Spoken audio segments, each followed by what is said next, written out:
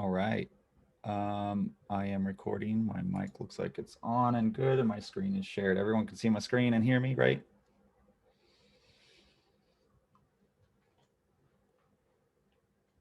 Yep. Okay, cool. All right. Today, session 7. This is our second to last session. Wednesday will be the last one. We won't really be covering anything in the next on Wednesday's session because it will be mostly just talking about Code Platoon, but we can cover a challenge. If y'all want to go over a challenge, we can totally cover one. Today we're going to talk about two things: Truthy and Falsey, what that means. Every data type has some kind of truthy or falsiness to it, and we'll explore what that looks like in code, like how you're able to like infer that with conditional statements and things like that. So we'll talk about that, and we'll talk about recursion. And recursion is probably going to melt some brains today. So I'm going to try to break it down excessively because it's a hard thing to get your head wrapped around because of what you think is happening versus what is actually happening. So I'll beat that one into your head. It's probably a bad phrasing to use, but we're gonna get your head hopefully wrapped around it as much as possible. Every solution you come up with isn't going to be recursive. Sometimes it makes more sense to use a loop, and then there are cases where you might use a recursive solution, but we'll talk about what those things are. So every time my keys don't want to work. All right, so Truthy and Falsey, what's that mean? So in JavaScript, this is it's funny to me because this is a JavaScript thing. So I'll explain it as I go along. So each value has an inherent Boolean value, generally known as either truthy or falsy. So when you hear this, this is kind of what it means. So on the falsy side, these are all data types, right? So let me pull out that highlighter. Where is it? There it is. All right, so on the falsy side, this is a Boolean of false, right? So in JavaScript, when you type this out, it knows that this is its own Boolean data type. And we've talked about data types before, but false, if you were to, false evaluates to falsy, 0 evaluates to something that's falsy, and empty strings. So everything that's on this side basically evaluates to falsy. And when I say evaluates, if you think of like a statement, like a conditional statement, meaning if something is truthy, is how you would say it. It's going to be so much easier to show this in code. So if you think about an if statement, the comparisons that you normally do in there, where you say if the left side is equivalent to the right side, it gives you back a Boolean, which takes the spot of that entire operation that just happened. So you're basically placing like a true or a false on that line. So again, we'll go over this some more because explaining it this way is probably not ideal. But think about it that way. You're doing like a comparison, and in the spot of the comparison, a Boolean comes back. It's either true or a false. But there's other things that you can put there that it doesn't have to be a comparison operation that happens. Like I can say if and put empty string in there. Empty string will evaluate itself to a truthy or a falsy statement when it runs that if statement, which is interesting. It lets you not have to do a comparison operation. If you just want to check if a string, like if your string is empty, if it's empty, you don't want to do something, but if it has a value, you do want to do something. And that everything that's considered falsy is on this side of the slide. And then everything that's considered truthy is on this side. So a string, like number 1, one character in it, that is considered truthy. So even though the string is 0, it's considered truthy. But this is a number data type 0. So that's the difference there. And then like, this is a string that has not even a single character in there. It's just opening and closing. This isn't a space here. They're side by side. There's no space there. If you're thinking that this is a space, it's not. They're just literally opening, closing the quotes.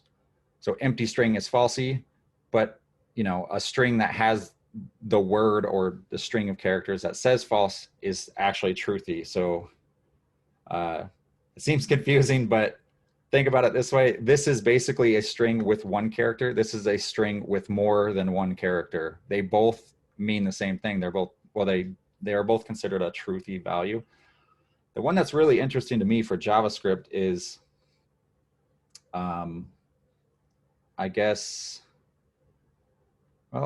an empty array and an empty object are considered truthy, which is odd to me because in other language, this is a JavaScript thing, I think, more than anything, because other languages like Python, an empty array is considered falsy in Python, or I should say an empty list in Python is considered falsy. But in JavaScript, it's different. So they consider an array an empty array truthy, because I think JavaScript evaluates an array as also as an object. So JavaScript has these weird wrappers around their types, and I think that's probably what makes them become truthy. So this is like a quirk of the language.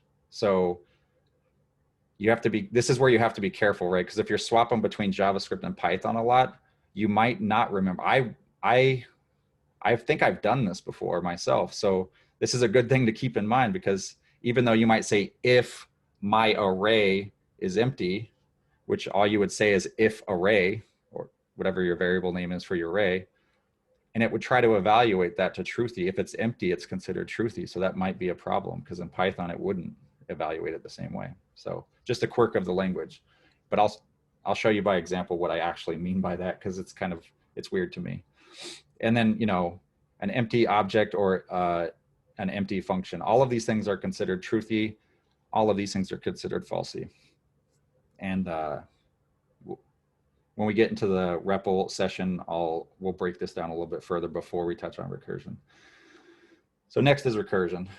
So recursion, I don't think I've ever had to break this down as much as I'm going to break this down today, or try to break it down today. So if you end up having questions about the next slide, you'll have to ask me in the chat or stop me if I lose you. We're going to try to follow what happens here. So just to know what recursion is, the term, what a recursive solution is. When you solve a problem, it becomes recursion when you have two things. You have a base case. You have to, for a recursive solution to work, it must have a base case. Otherwise, you'll never get out of your recursive function. The base case is a condition in which the function stops calling itself. The recursive case is the case in which the function returns. It returns basically a call to itself. You'll see in the code right here, we have a function. Its name is sum up to. It takes one like number. We're assuming it's going to be like any number that we want. And the first thing it's going to do inside this function is evaluate if that number is 1. If it's 1, we're just going to return 1, which seems kind of odd. But the next line is the more interesting line. It's the recursive side. Recursion is when you have a function that you've defined, like this one, and it's right here is where it's interesting. It's referring back to itself. So it's basically saying, I want to run this code, but before this num plus operation happens, I'm going to call myself. So it's going to rerun itself again, and it's going to do the same thing. So every single time that we have not met the base case, which is when number is 1, every time we're not hitting that return line, we're hitting the else, which means we're going we're basically like going inside of ourselves over and over and over again. If that part makes sense.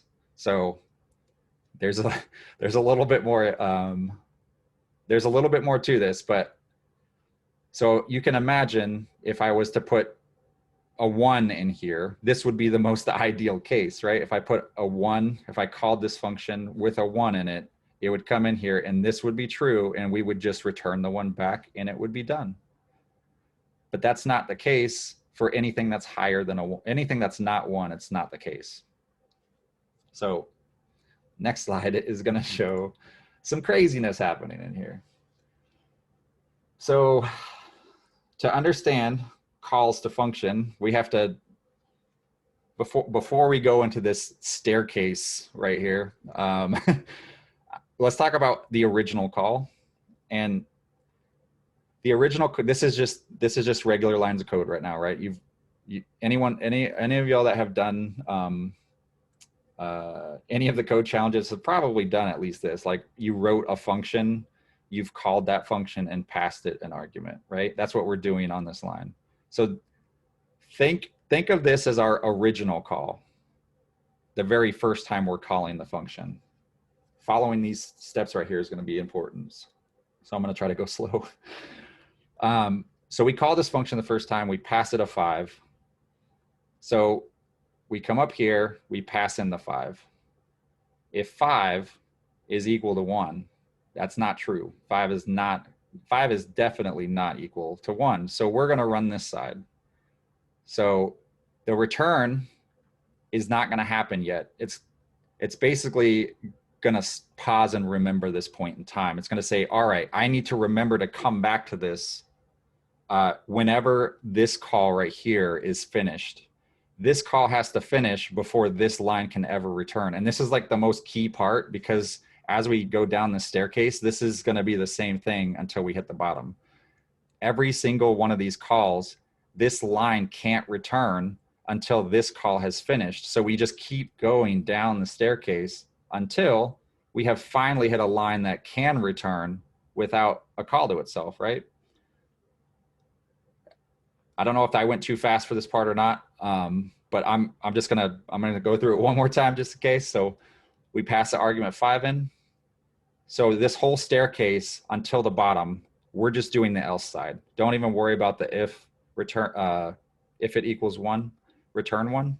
Just ignore this whole side and just only worry about the recursive side of the case right now. So 5 goes in, we can't return this operation until this one is done. So we're going to do this one. 5 minus 1 is 4. So we're calling the function again. And I put these little call depth things so we can remember that original call has put us in a call depth of 1. And you can think of this as like layers. Every time we call ourselves, we're stacking, like, think of it like you're going down a staircase, like floor by floor by floor. Every time you call this function, you're going down a floor. And the only way that you can get back out of this building that you're like going down staircases in is you have to come back up the staircase using returns. Like you have to return to the previous floor, return to the previous floor, so you can get back to your original floor, which is our original call. I'm trying to give you some kind of analogy here. So we're basically going down every single time we call down this, like down floors, which I'm calling depth, right? So depth 1, depth 2, floor 1, floor 2, floor 3, however you want to think of this and relate. Yes, it's basically inception. So our function on the first depth called the second depth, and then the second called the third called the fourth. But this is where the interesting thing happens is finally when like 3 does its operation, it can't return its line yet. So sum 3 minus 1 is 2, and 2 comes in. 2 is still not 1. So 2 can't return its line. So 2 minus 1 is 1. So we're passing in 1, and we already know from like the beginning, 1 is the perfect case. It meets this requirement. We're not going to run the else side. We're not going to call ourselves again. This particular line, this base case that we just met, this is why a base case is important. this triggers all of the previous returns. This is what gets you to climb the staircase, basically. So this return returns back to depth 4, and it says, all right, you're allowed to return your line now. So it returns 1. It returns 1 back to this line. So you would have your 2 plus 1 is, you would have your 2 plus 1, which is 3, which gets returned. And then this return that comes out of this goes up to here. So 2, what was this? 2 plus 1 is 3. So 3 comes up here. 3 plus 3 is 6. And then 6 plus 4 is 10. And then 10 plus 5 is 15. And that's how it's basically doing this operation where it's kind of like you're looping, where you're doing, you keep appending these values to each other in the order, because each time we're subtracting. So to get down to the base case, we're basically doing a subtraction of 1 every time, right? To get down to 1. But this one triggers every single one of these lines that we were paused on, because every depth is waiting for their function to finish running. And they can only finish running when this return triggers this return, triggers this return, triggers this return. And I'll show you an example of this with some console.logs that will help show, like how it traverses down and then how it comes back, and then how like every return value comes back out of it. I have like a kind of a way to show you that. So I can make an example to show you that. But if you were tracking so far with this is pretty much recursion. This is like the simplest case for a recursive solution. And you can solve a lot of challenges using recursion, but it's not always the perfect solution for every type of problem. So just keep that in mind. But these are kind of popular. If you can understand and explain how recursion works or what it needs. So you need the recursive side of the statement, you need the base case, and you can construct a recursive casement, a recursive solution, or a recursive function, I should say. If you're able to do that, that's good enough at this level. If you can follow this, if it makes sense, and you can create a function like this, you're doing good already. Someone have a question? Chris, when you said when it goes back, I'm sorry, can you repeat when you said once it gets down to call depth 5 and it goes back to the beginning, where is it starting at? Yeah, so the only way that we can get back to the top, every function call has to be able to return its line. So pretend we went all the way down to the bottom and we hit the 5th depth, which is our ideal.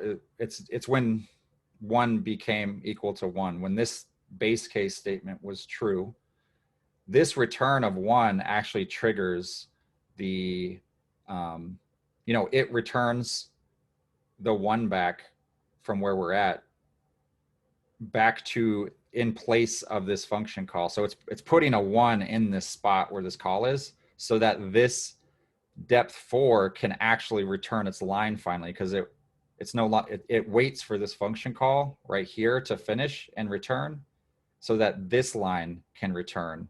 So, and then this line returns to the one that called it, which was 3 called 4, right? So 4 has to return back to 3, and 3 has to return back to 2, and 2 has to return back to 1, and 1 returns back to our original call.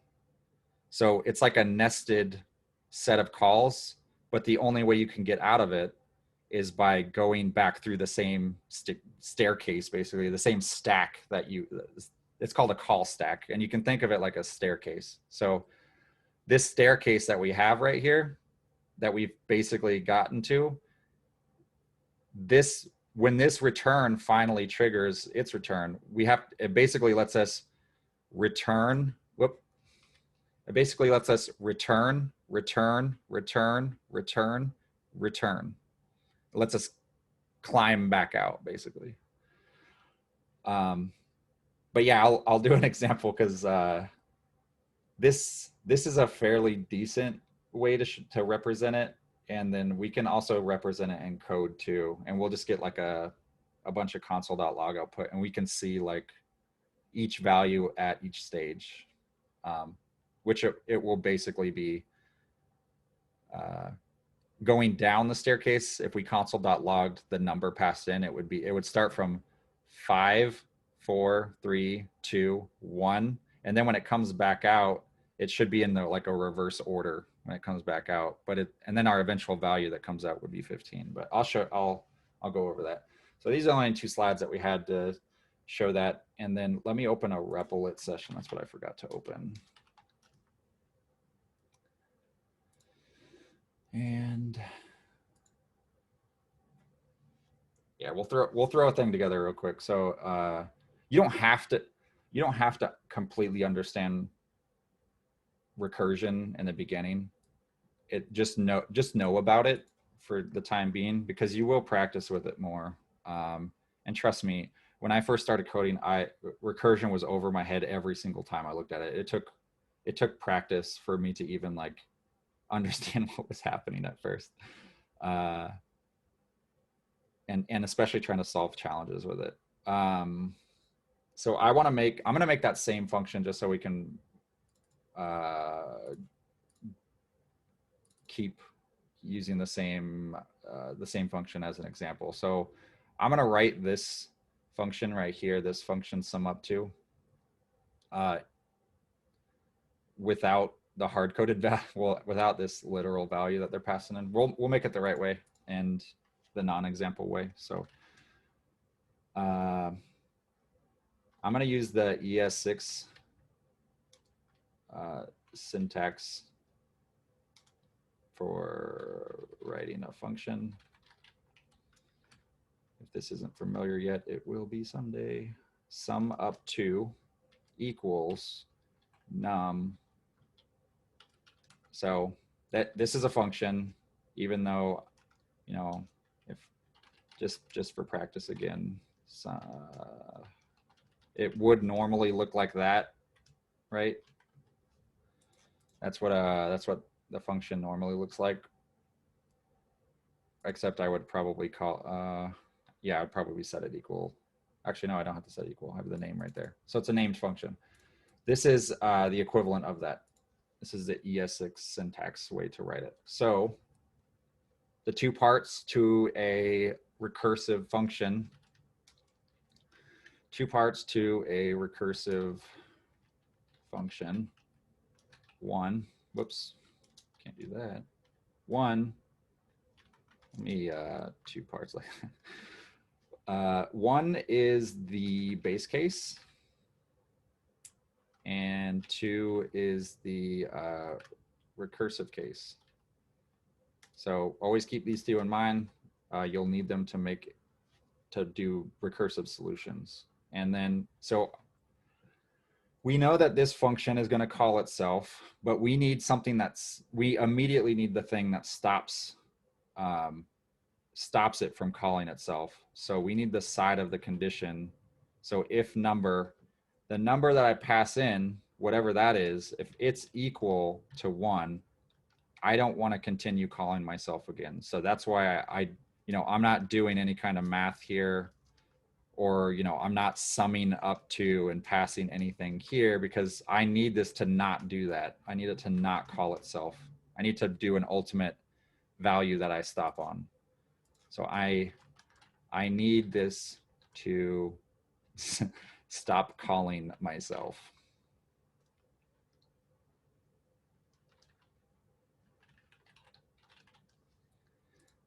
So this side is the recursive side. It calls itself, right? So this one does a return.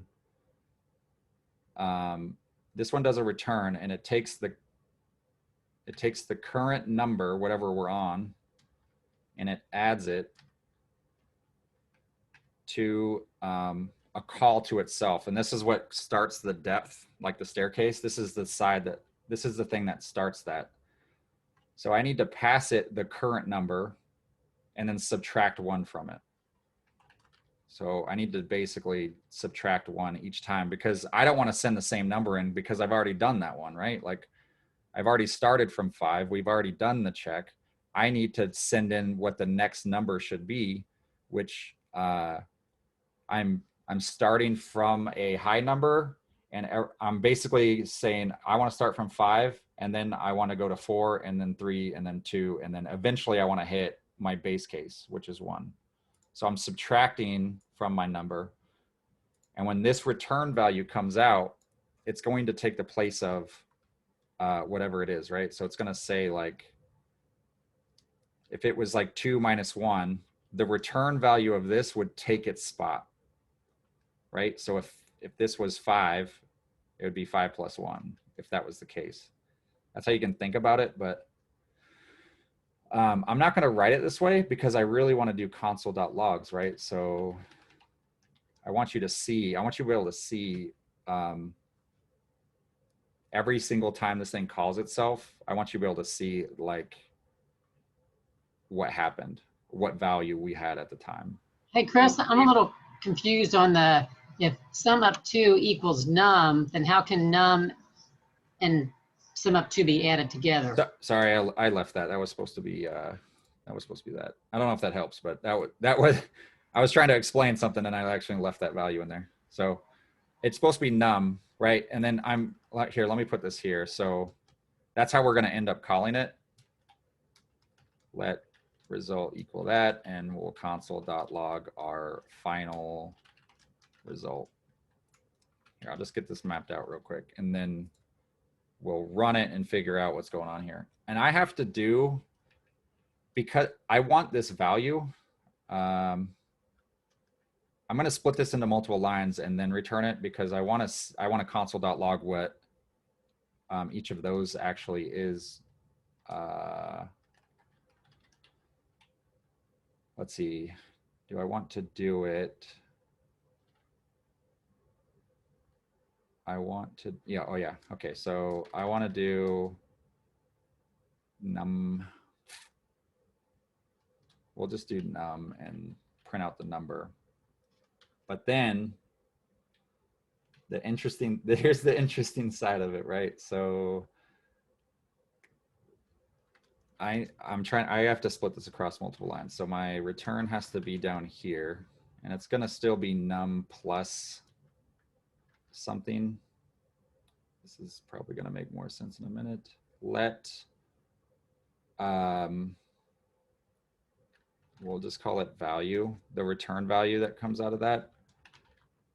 So I still want to add them together, but I just split it across multiple lines so I pretty much can do this. Hopefully this prints out the way I'm thinking it's going to print out here. All right. I hope this shows what I wanted to show. All right, here we go. So I'm going to run this, and it's going to run it with 5. Okay, so it's going to, I'm passing in a 5, and it's going to, we're basically going to skip this all the way until we hit it, right? Until 5 eventually becomes 1, because we're subtracting each time. Like num is going to come in here as 5, and it's going to be 5 minus 1. The next call is going to be 4 minus 1, 3, 2. And when it hits 2, 2 minus 1 is 1, and that's when we're going to hit the base case. So I know I'm going kind of fast here, but we'll run it. So let's think about what happened here. So let me open slides, right? So just looking at this real quick. So before we hit this base case, the console.log that you see that says we hit the base case, that is this case right here. Like we've hit this level, this depth. We hit depth 5. When you see that console.log, that's what when we hit it. Everything before that is the staircase climb down, basically. And then everything after base case is the climb back up. So, and it looks really weird because this is recursion. So you're going to see that if we go through this one by one or line by line, keeping in mind what one we're on, right? So let me, it's gonna make my comments really messy, but it's fine. So our first call, num is 5, right? So we can go line by line if we want. I already know that we're gonna skip this first statement almost every time until num is 2. So we can just do it real quick. Num is 5, that's not true. It's not gonna run this. So we're gonna run this each time. So you see num is 5, right? Num is currently 5, but line 22 is gonna call a function. So line 23 can't run because we're stuck, like depth, this, or I'll call it first call, is stuck now. It's paused, waiting for that call to finish. So line 22 has to finish and return before this first depth call can finish so that we can get the final result. So the first call is going to return to our final result, if that part makes sense so far. This is causing a second depth. So we're currently inside, right? We're always calling back to this same function again. So we call back, but we've taken 5 and we've subtracted 1. So call depth 2, let me come up here. Second call, num, has become 4, right? Because num, which was 5 minus 1, went in as 4. So this became 4. So the second call to our function is 4. And if we went through this again, this is not going to be true. So we run the else. And now the second function call, it's like layers, is stuck on line 23 yet again. So now let me see if I can, there's no easy way to represent this, but let's try. Wow, what is going on with this formatting? All right, so first call stuck, second call stuck, waiting for sum up to, so it passed in 4 and sum up to is gonna pass in 3. So the second call, the num, let's go back up here, num is 4, so that means this call right here is gonna be 4, is gonna be that, right? So it's gonna become a call with 3 in it. And this is what's continuing. So we keep calling ourselves and like creating this call stack where it's every previous call is stuck waiting. It's in this waiting state. So I'm just going to copy these real quick because it's basically going to follow this order until we hit a call for 2, which is on our third call. Oops, let me put that back. And let me put our third call.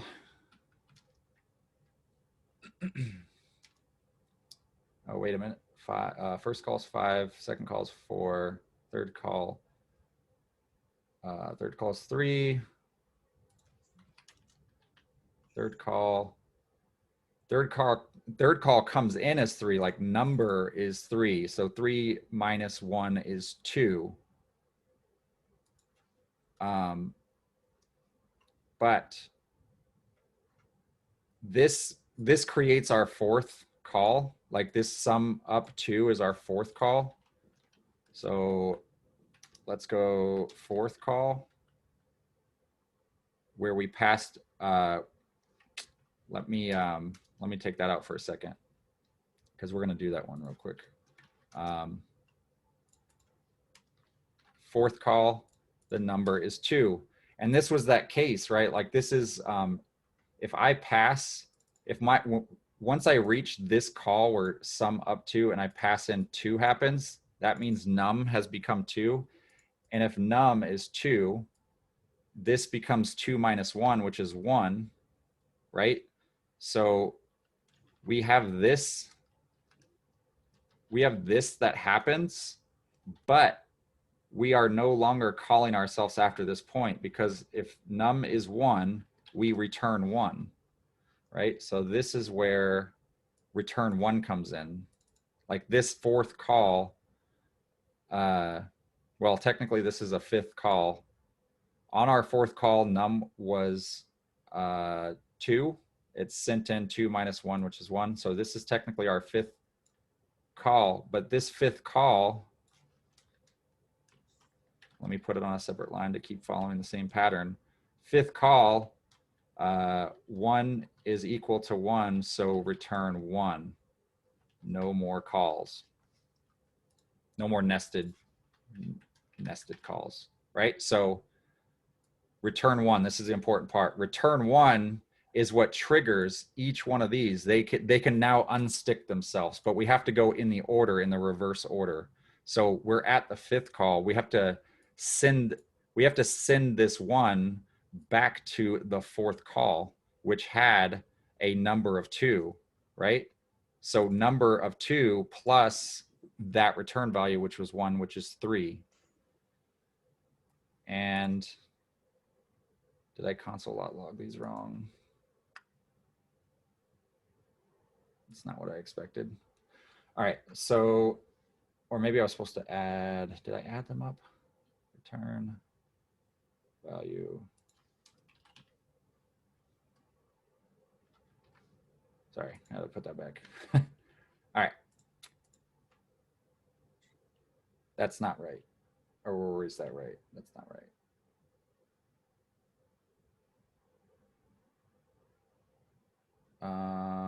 I mean, we got the right result, right? So this is saying 5,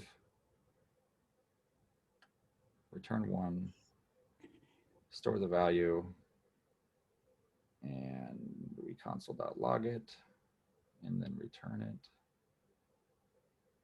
Oh, you know what I did? This is hilarious. I just did this example like this morning, and I was trying to think out what I wanted to write. Maybe I should have just left it in here. Okay, hold on. 1, 3, 6, and 10. So what is happening here? I should probably do this calculation separately. Let's do that and send that in and move this up before the call happens. No, after the call happens. Ooh, I need it to happen after the fact. Oh, can't do that. That's, yep, that's a thing. That's not what I wanted to do. New num. Let you guys watch me fail at this. So we pass that, pass that in. All right, there we go. I think we're, yeah, now we're coming back out. So that's kind of what I wanted to see. I was returning the,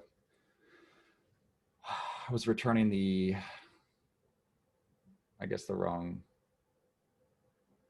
I guess I had the wrong thinking in mind there. So if we look at, so this is just like the incoming number, right? So 5 minus 4, and it goes in, right? So numbers we're just console.logging as we run into them before like the recursive thing gets run. We're just console.logging them as they occur, as we're coming down the staircase. And then we come back out of the staircase. So I'm trying to capture the values as they came out. So we come down the staircase, right? Technically, you don't see a 1 for this side for the number because I just didn't, you know, it's in the block up here. This is technically that like num1, right? It's happened right here. This is the base case, num1. We hit the base case.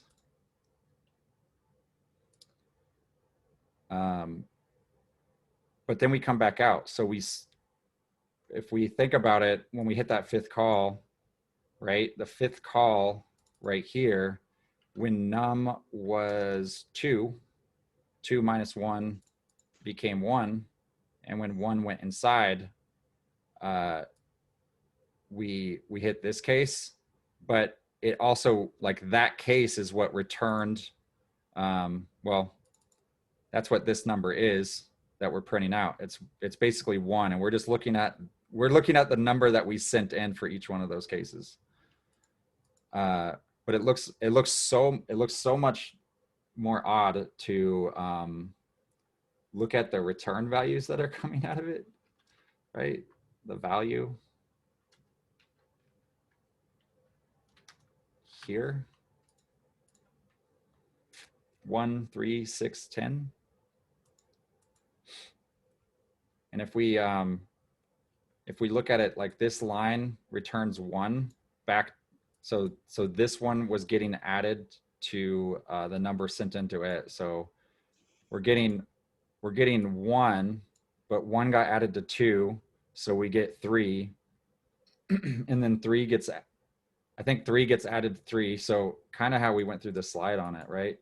When I was explaining to you, if we look at the exact values that came out, we say, this is probably the most confusing part about this, is this returns the 1, so we see the 1. And it looks like it skips numbers. So 1 returns back to this line that was waiting for us, right? It had a 2 in front. It was waiting because that was its previous value. So 1 returns here, and you get a 3. So you get 1 that console.logs followed by a 3. And then this 3 gets passed up here. So you get a 6 because 3 plus 3 is 6. And then 6 gets passed up to here. So 6 plus 4 is 10. So that's why you see 1. That's why you see 1, 3, 6. Oh, again. So 1, 3, 6, 10, 15. And that, if you don't wrap your head around how that works, it's totally fine. It took me, I didn't work at it every day to understand recursion at first. I kind of was just like, I don't want to deal with recursion when I first started. It was like the thing I avoided. But if you don't understand it, it's fine. What's that? I'm sorry. Chris, how did you say you get the 1, 3, 6, 10, and 15 again? Yeah. So it's all based off these return values, right? So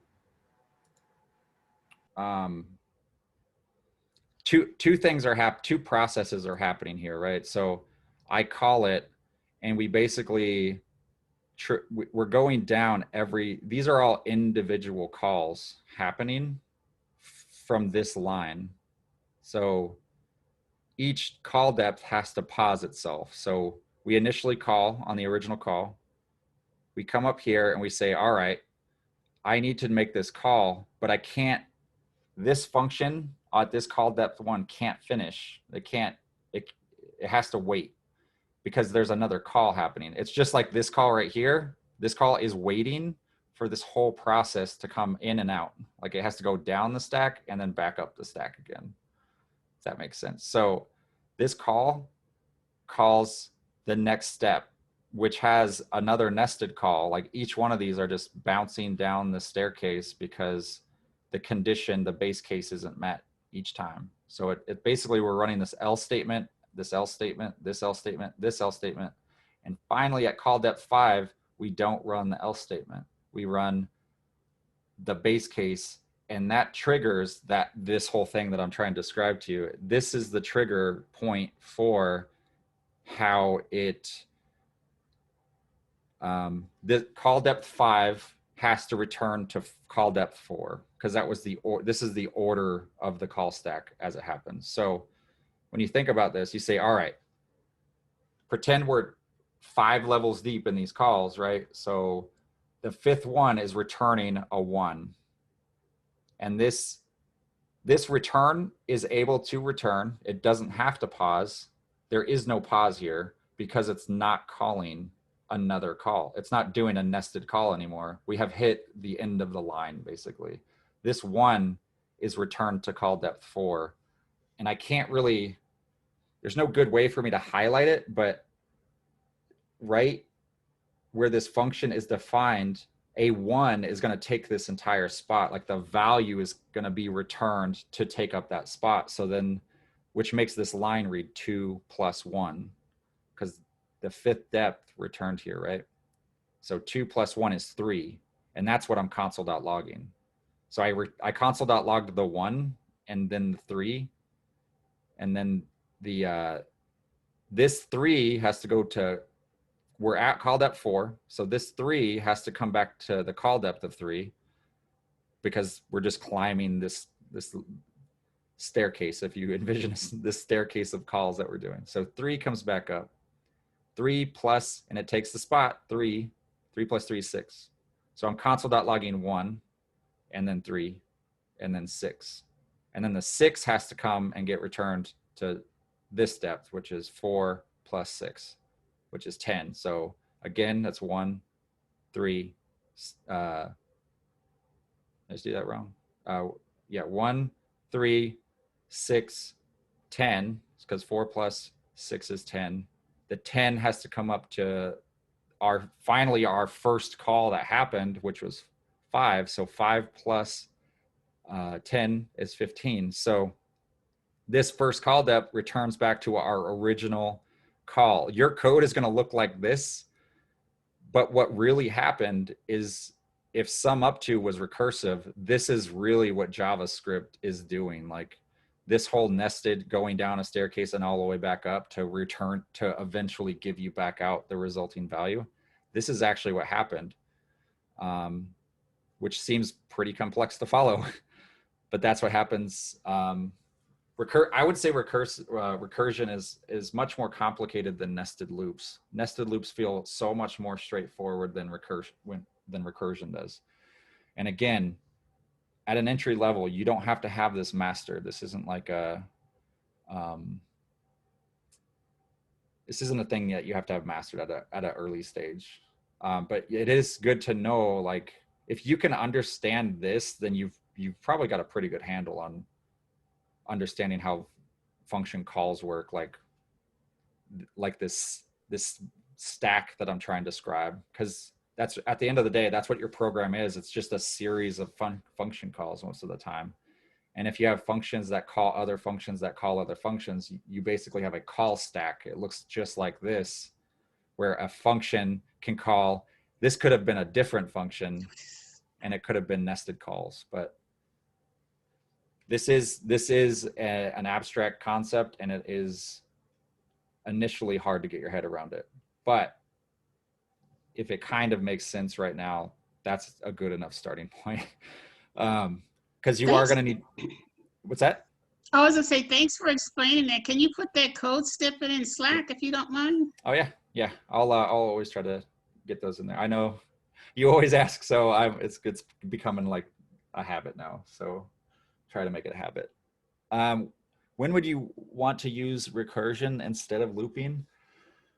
You know, I don't have a perfect case. You probably can Google it. There's probably like even better, more senior developers out there that could give you like all of the cases they've ever had with recursive statements. I can tell you that I know that Django, the web framework, if you end up doing the cohort, you're going to work in it. They have something called templates, and I believe they use recursion to solve their ability to do.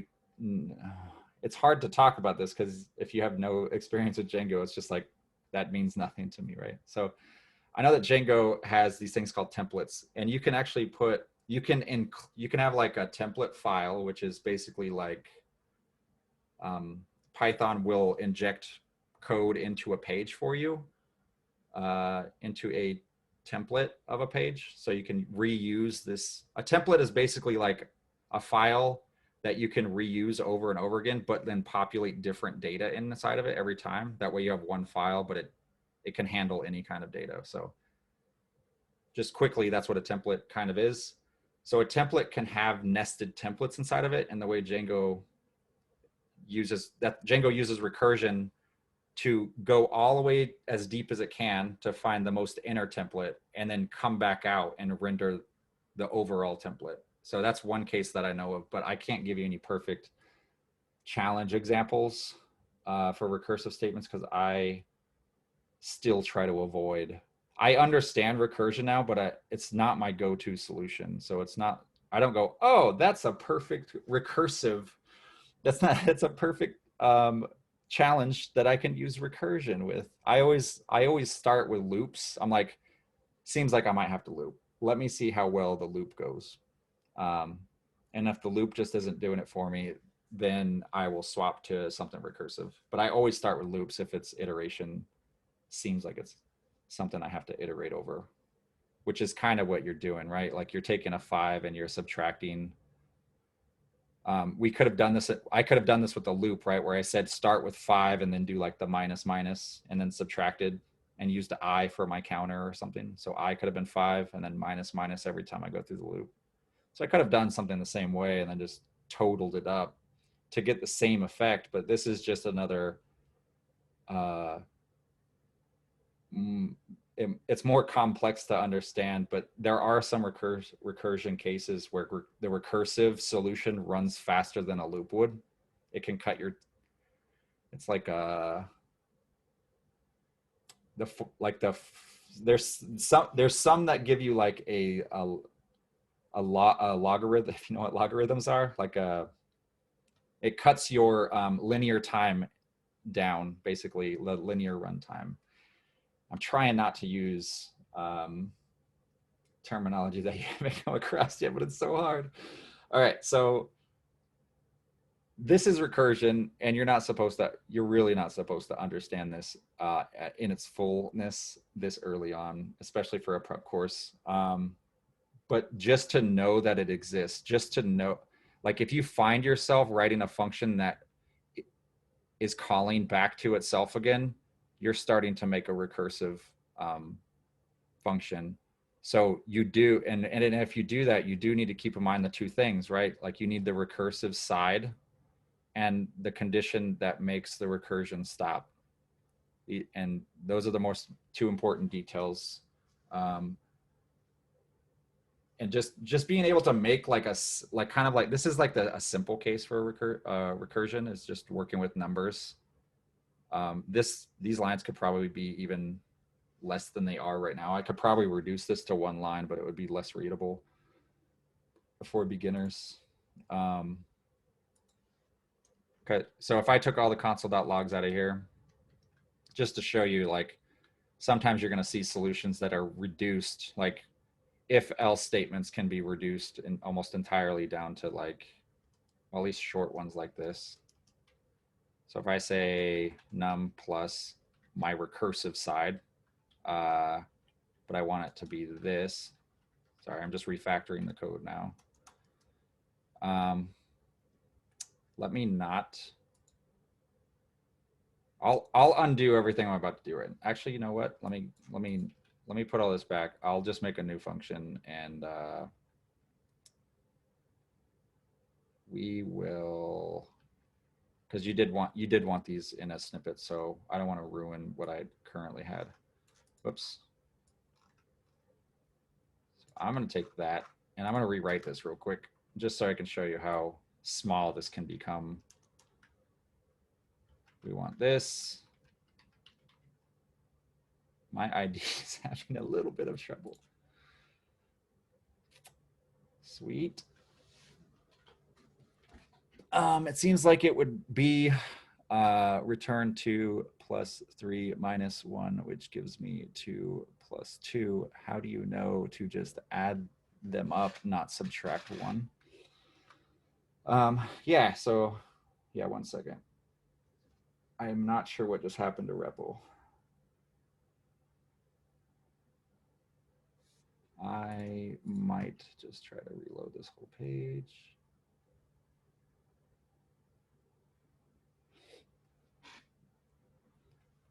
Yeah, so you have to think about your base case.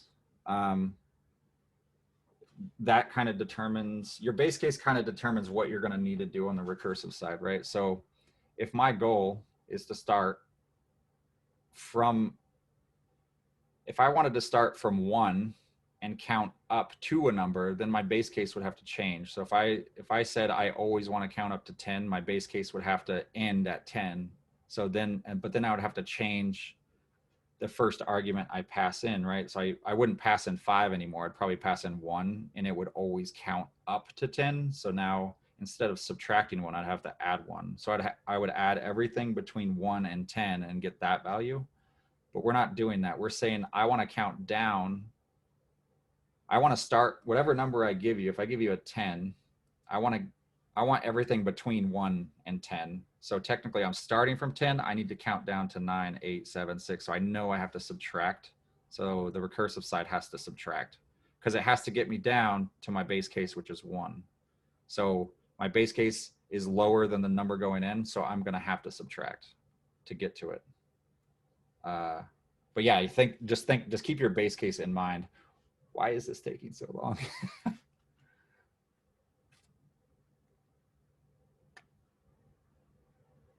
Hopefully I'm not. I still am. I'm still online. Hasn't kicked me out of Zoom. It could just be this REPL session, maybe.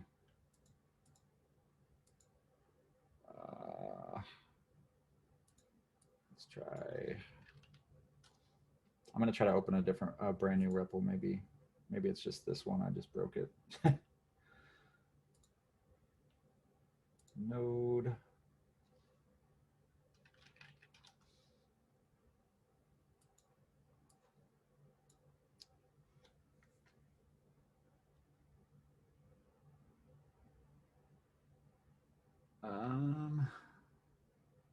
Sweet. I wonder if there's sites going. Oh, nope. Spoke too soon. Cool. That one's up. This one is not. Try it one more time. I really don't want to rewrite that. Hopefully it's still in my clipboard. Let me see.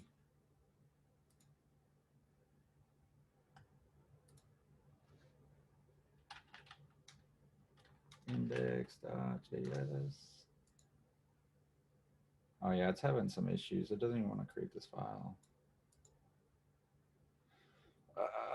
Okay, let me swap to my local machine real quick, so we can just continue this on. And I don't know what's going on with Replit right now.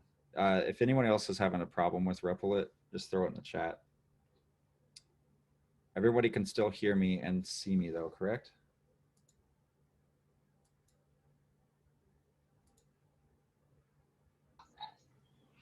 I see you. Okay. Just getting. Yes. Now, yeah. Now I'm getting worried because it's like Zoom. You signed out of Zoom. Oh man, this is a mess. What is going on?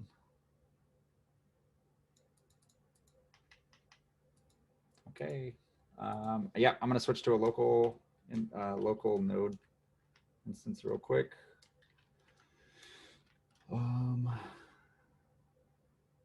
Make dir bootcamp prep adapt. We will adapt to this right now. All right, so this is my local machine, and I'm gonna just let me index.js. Oh no, I didn't copy any of it. Sweet. I might have to rewrite. Well, this might come back up by the time it ends, so I'll get back in there later and share what code I did have, because this does not look like it's trying to load anything at the moment. So we will do, I guess I can just do this really quick. I was going to show you how to make these lines a lot smaller, right? So I could basically do in JavaScript what is called, instead of doing if, like this if else thing where I'm just like returning a line or returning a line. There's actually a shorter hand way to do it. You're having the same issue. Classroom feature going away as of yesterday. These are just regular instances of REPL. Unless, oh, you know what? They are based off of. Somebody is muted. Unmuted. Yep. They are based off. I don't know, because I recreated all of them, so it's possible. I guess it is the first. That there might be something to that. All right. So when you have this case where it's if and else, and they both return something like these one, there is a way to compress this down, and they call it ternary. Right. So we could. We can do. Let me see if I can remember the syntax because Python is much different. There's a question mark and a colon. And so on this side of it is your condition. Whoa, that's not what I want. And this is the return of truthy side. This looks kind of weird. I'm just writing out the format here. And this is on the right side of the colon is the return of the falsey side. So what you want to happen on each side, on the if side and the else side, basically, right? So I can do this in one line. I can basically perform these lines in something that looks like more like this in a one-liner. So my condition is whatever this condition was. So I just put if num is equal to 1 would go there. And the truthy side of it was just 1. I don't remember if I have to put a return here. I don't think I do, but we're gonna find. Yeah, I don't have to. So it's gonna put the value, whatever is on this left side is gonna put that. That's what value is gonna come out of this whole expression itself. So remember how this one was return 1, right? So basically it looked like that. So I'm doing the if truthy side. So this is the condition, which is the same as that. This is the return. This is the value that comes out of the truthy side. So I'm imitating that. And this again is called a ternary. And now I need to imitate that same behavior that was right here where it said num plus call to itself where num minus 1. So I need to take this line and put it right there. And if I do that, I should be able to get rid of that whole thing. And console.log, let me rewrite these. Result is sum up to 5, and we'll console.log final result and make sure it's 15. Whoops, result. And because I'm in VS Code, sweet. All right, I can't run it like I do in Replit site. Now I have to run the file myself. So, oh, we can't use that. I'm gonna do it from here. So this integrated. Replit is back up. Oh, is it? Sweet.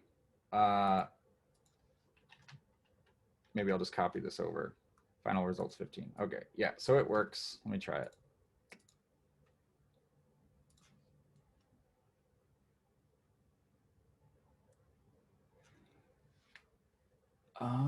Here we go.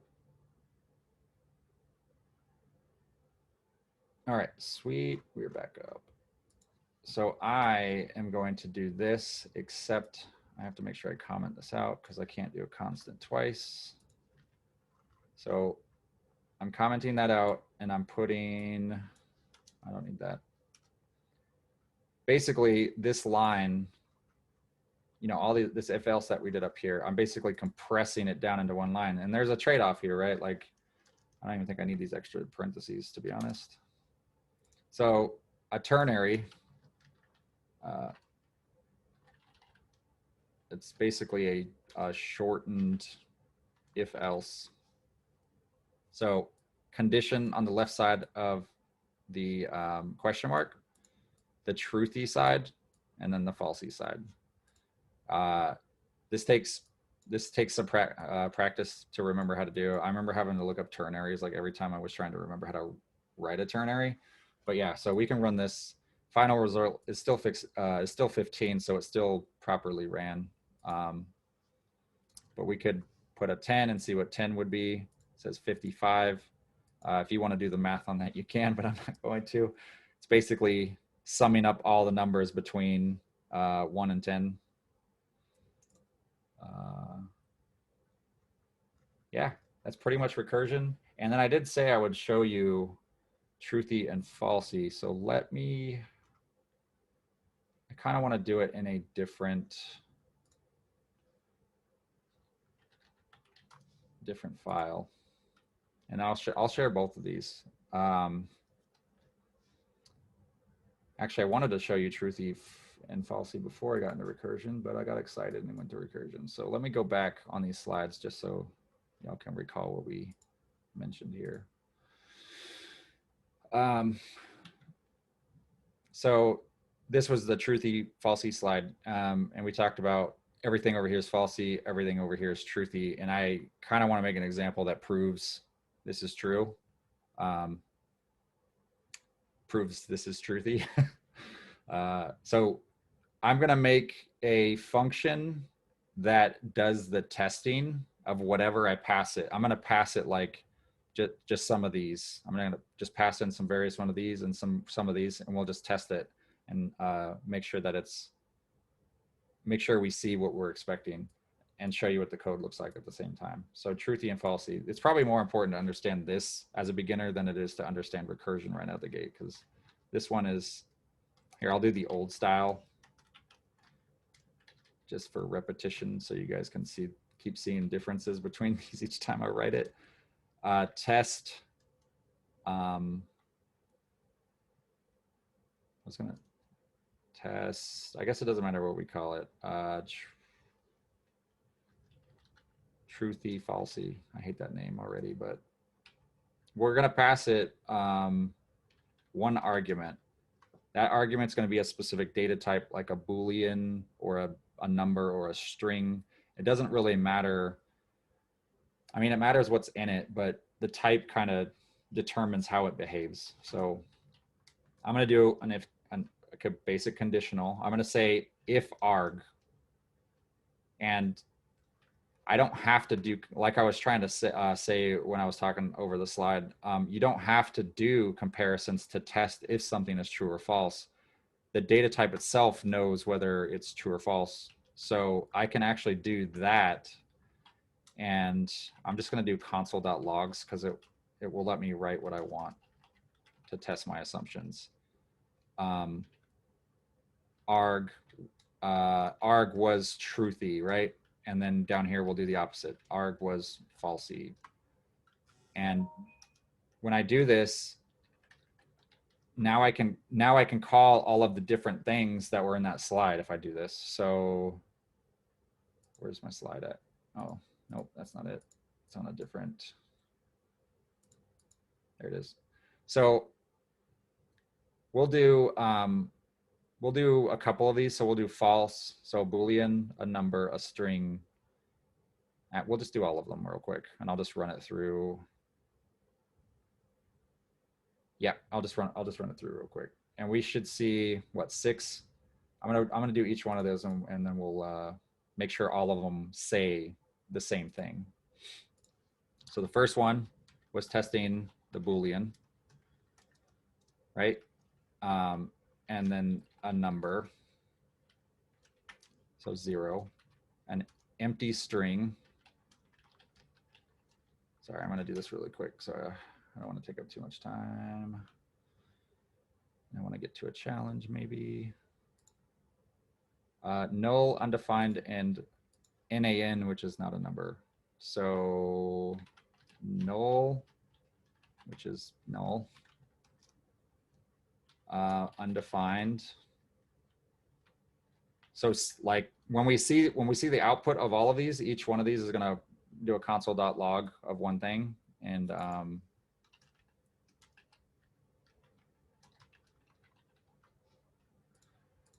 we should see this arg was Falsey each time. So all 6 times when I run this, my expectation. Oh, what happened? Oh, it's running index. It's still running index. Can I not make it run this? That's not cool. Let me run it myself. Truthy. All right, so 1, 2, 3, 4, 5, 6. All 6 times it says falsy. But do you see the comparison that's being had here, right? Like this condition is saying whatever I passed you. So I passed a false right here, equivalent of that.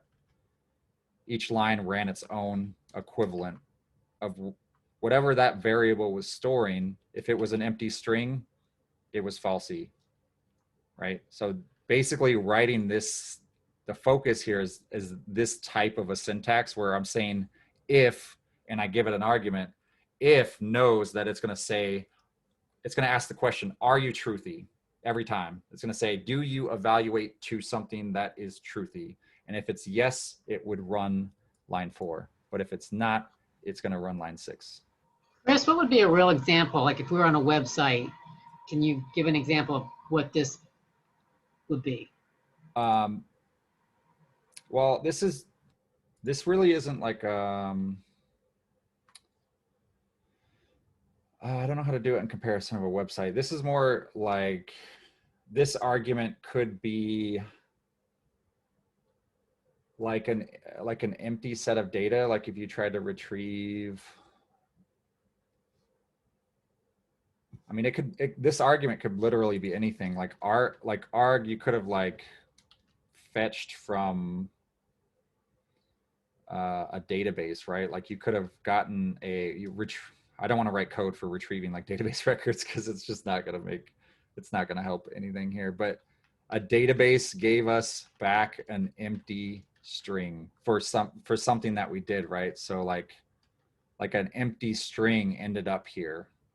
Whatever line of code, I know you kind of have to like imagine that I have some complex, like some function call to database, and it retrieves, it does the magic that retrieves a value, and it gives us back like an empty string. Then maybe I would do something based off that condition, right? Like if it's empty, then you know, like render to my page, no results found or something like that. Like no results found. If you've ever seen that on somebody's website where you're like, you tried to search and it said, sorry, couldn't find anything, or found 11 results, or I don't know, something like that. So you can basically, you can do anything, but this is just a matter of like, just comparing. Like, I don't have to say, if I'm expecting this to be a string, right? Like if I'm expecting this thing to come in as a string, I don't have to do this basically. Because what happens if I say, all right, I want to change my data type and I still want to compare if it's a falsy value or not. And if you change your data type, you can't do this comparison if it was like a you know, an empty array, or if you changed the data type, if it's no longer a string, you can't do that comparison. So I'm just trying to prove a point, like this is valid, right? Like, well, now it's valid. So this is valid. I can say if arg, and it's going to look at this line and say, like if is going to say, is arg, does arg evaluate to something truthy? If you just pass it without any kind of like comparison operator, right? So it's just asking that question. It's like if is always comparing something to true, no matter what. Even if you said, like, I don't know if you've seen the syntax yet where you put the, like, the shebang is what they call it, the exclamation point. So if I say this is the opposite, but it still evaluates it to true. It says, it still evaluates it as a whole statement. It says, if it's not empty, this is basically saying if arg is not truthy. Is that true? That's what it's asking. It's saying, is this not true? Is this statement as a whole not true? And if that evaluates to true, then it runs this. And that's even more confusing to think about. But if is always evaluating to true. So else is always taking whatever the falsy side of that is. So even if you're doing this, it's still saying, you know, it's always asking, is this a true statement? Because if it is whatever you put here, if it is a true statement, then it's going to run this first block of code. And it took me a while to wrap my head around that, because I always thought I could, like, all right, this is my false side now. But you're technically always comparing to true up here. But the thing I'm trying to point out is just this part of it is valid. I'm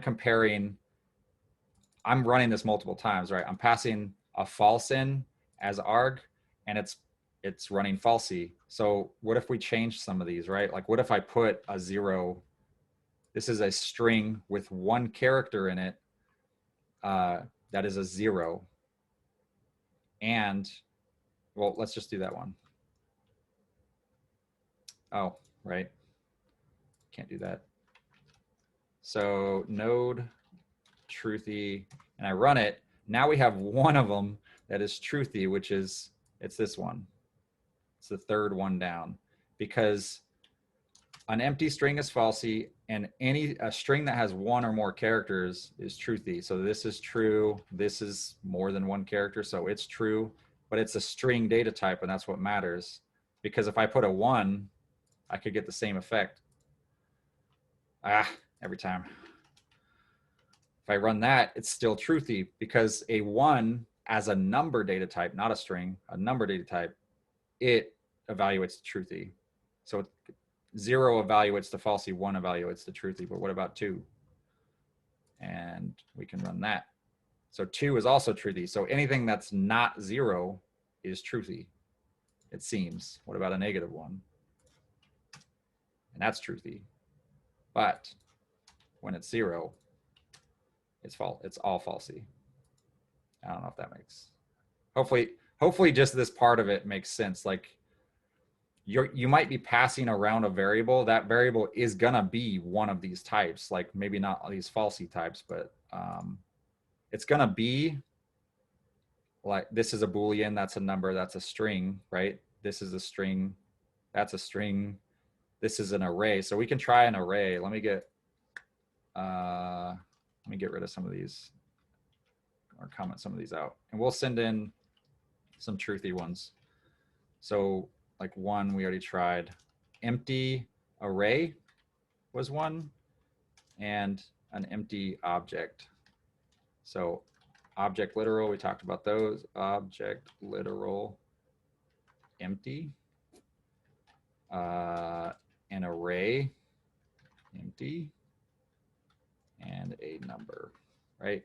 So if we run that, node truthy, and we can see that it matches up with the slides. Basically, I pass in a 1, it comes in as arg, if, and it basically is placing, 1 for that case.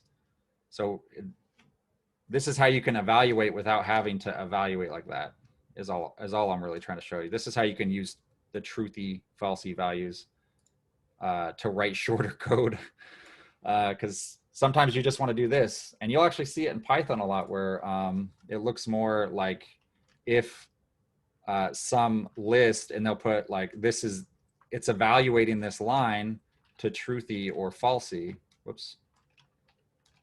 But if some list was empty in Python, it's technically falsy. But that's the quirks of the language. So JavaScript finds an empty array as truthy, but Python finds it as falsy. This would be falsy. So, whoops, that would be falsy. If y'all ever get to Python, you'll get to experiment with that.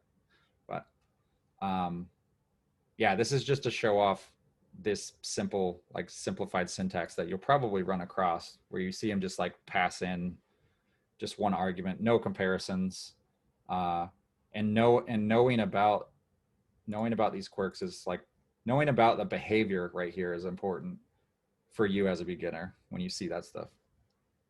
So keeping that in mind when you are looking at data types, like how they interact with a regular statement, like a conditional if statement.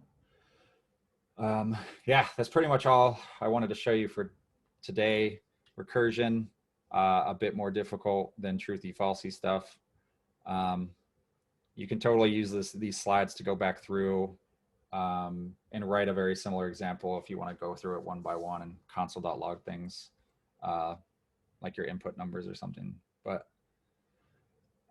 you don't have to master this recursion yet. It's not necessary to master this early on, but just know about it. Knowing about it is like half the battle as a developer. Just being introduced to something but not fully understanding it is perfectly fine as a entry level developer or someone just starting out. You don't have to master this stuff yet. Don't feel pressured on that.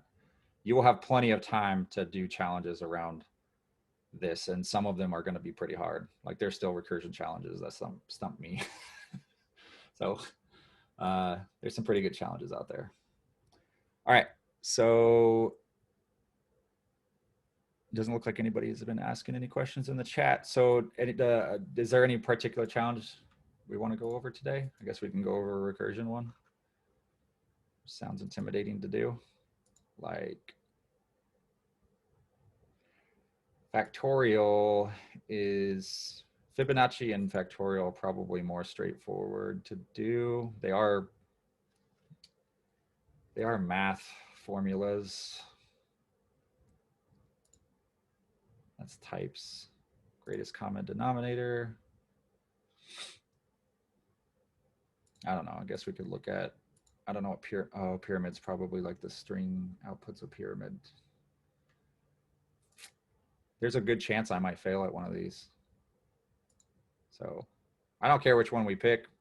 If y'all have a suggestion for what challenge we want to go over, we still have an hour and a half left. So, or if we want to take a break, like a 10-minute break and then start a challenge, we can do that too. Number 50. Number 50, the palindrome.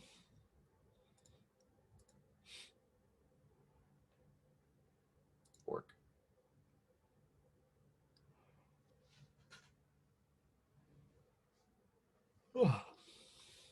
I did not get a lot of sleep last night. All right.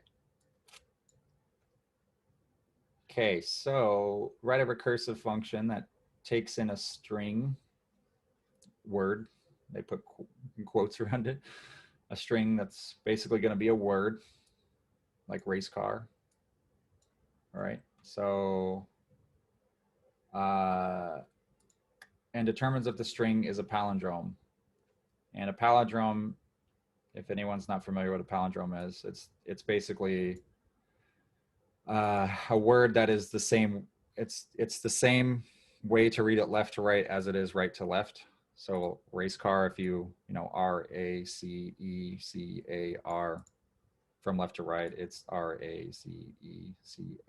backwards. That's palindrome. Yeah. So if it is a palindrome, return the Boolean true. If it's not a palindrome, return the Boolean false. For reference, a palindrome is a word that is spelled the same backwards and forwards. I already just said that. So let's take all this code. Well, let's take this. Wait a minute. Why is...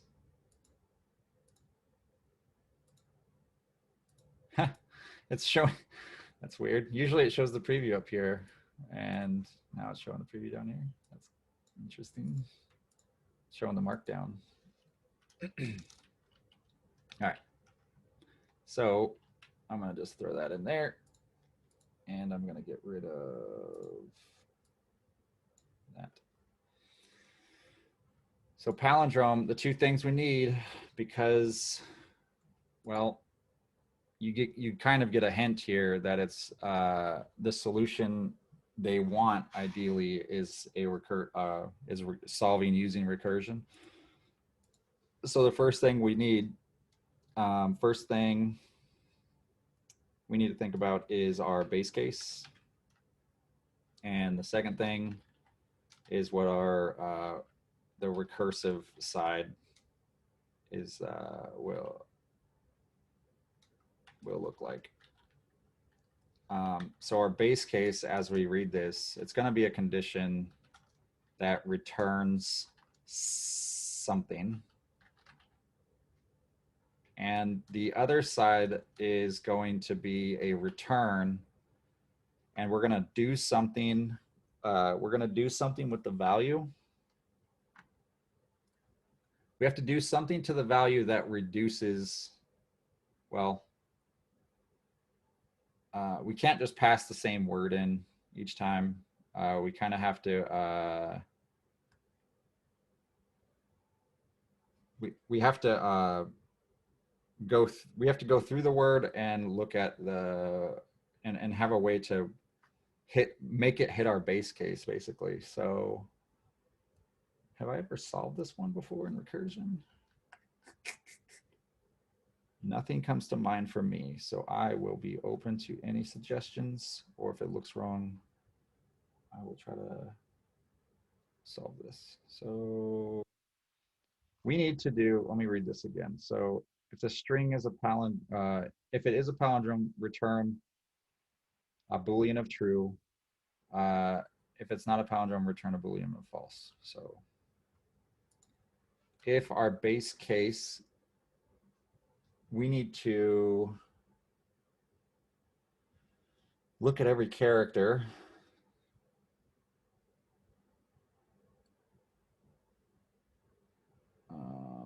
We need to look at every character of this word and then return a true.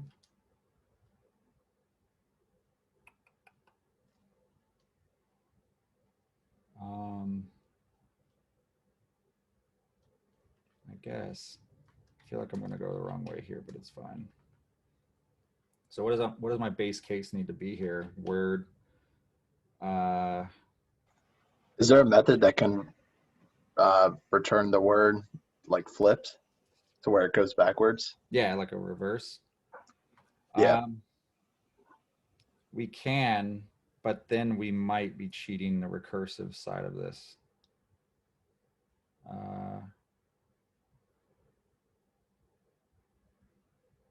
I think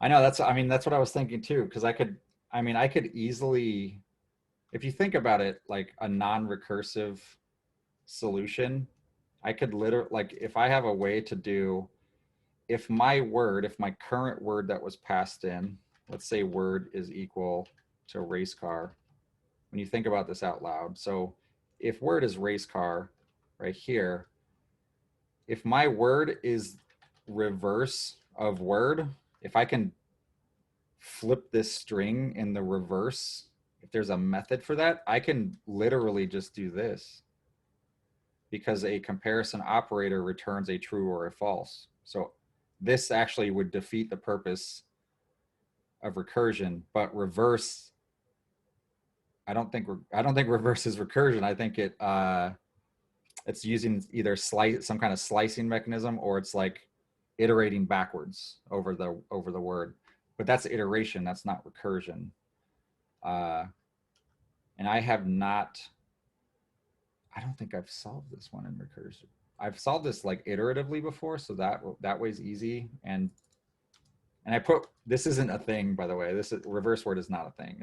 I'm just like, if I could call like word reverse, if that was a thing that existed, that would work. But this needs to be a recursive solution. So this is actually cheating the solution. It's not recursive.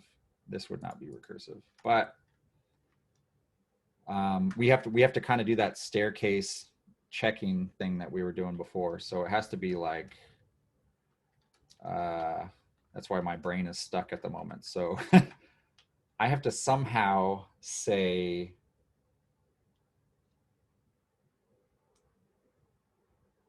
if Why is this not coming to me at all? Word. So I know I can like index a string. So I know this is a thing, right? So I don't know if this would be useful at all. So if I did word, it would give me back R with a 0 in it. But my function has one parameter here. So I'm trying not to I'm not trying to change the function parameters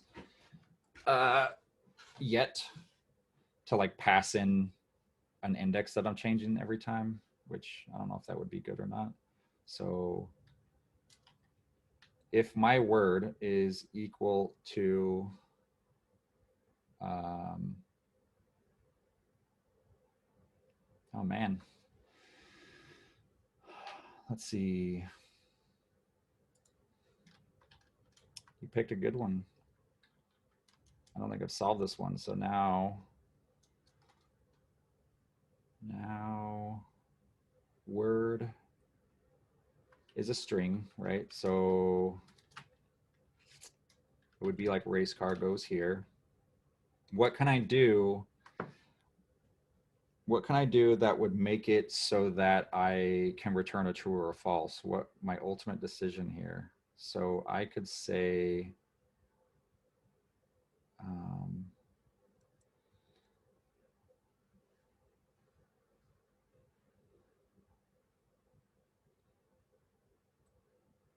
man, my brain immediately wants to do like the reverse of the string, but we can't do that.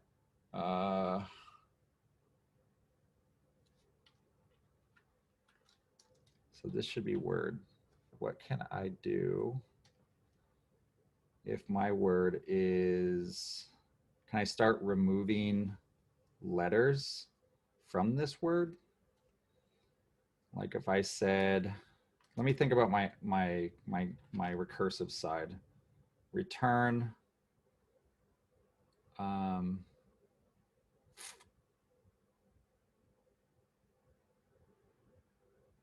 return. This one is good.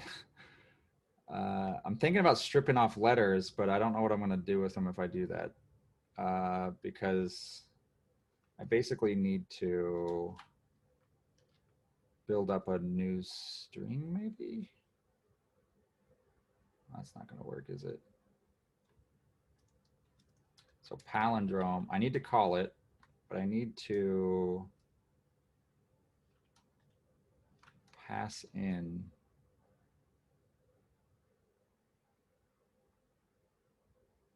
I have no idea how to solve this. At least this way. At least with one parameter.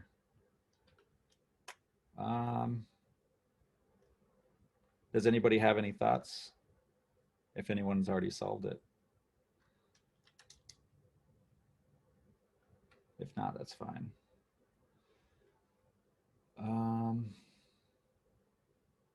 You know what? I think I did solve this actually in the cohort, but that was a long time ago. So I should be able to solve it. And this is what happens when you don't do a challenge for a really long time. I don't think anything in my head right now is going to work. Like passing one character at a time. I could pass the word, but that would be pointless, right? So word.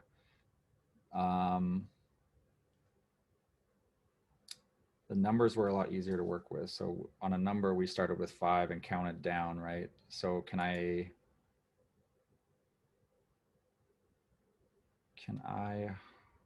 hold a reference? Can I hold a reference to my, yeah, I'm at a loss.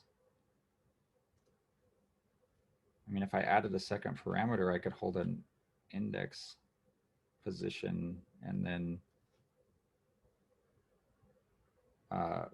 move throughout my string and compare it to the other side of the string, I guess. This is weird to me. This is pass my word in and, oh, can I go? Can I go backwards and build a string to compare to?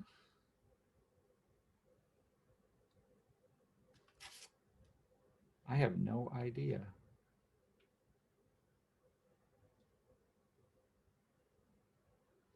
All right. Cool. We found a challenge that I don't know how to solve off the top of my head. Maybe we'll have to come back to this one if no one has any thoughts, and I don't have any thoughts at the moment. Maybe I'll ping somebody. Maybe Encore knows, can give me a hint at least.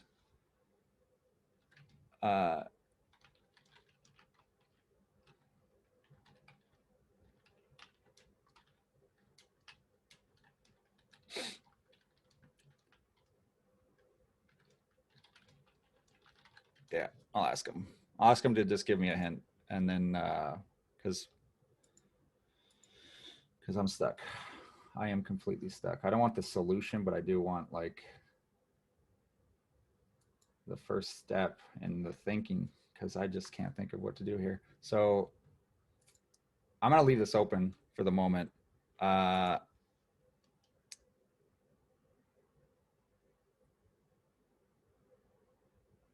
Yep, I'm going to leave this open for a moment, and then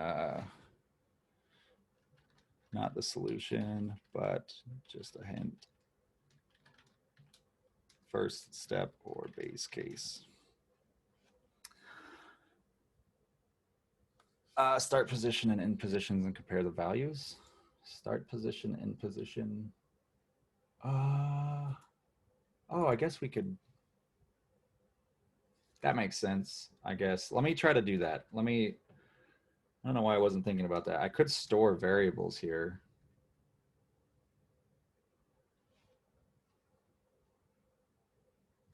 But again, that comes down to the parameter thing. So his thought or hint at it was like have a start position, which is 0, right? So word 0 is R, and an end position, which is the end of the string, which would be word.length -1, because we have to use indexing, right? So 1, 2, 3, 4, 5, 6, 7. So word.length would be 7, but I only have 0, 1, 2, 3, 4, 5, 6 index positions, and that's why that's -1, 0 based index. So we have access to a start and end index, which means that I could say word start, which would initially be R, and word end, which would be R. And if I compare those two values to each other, then how am I going to make these change?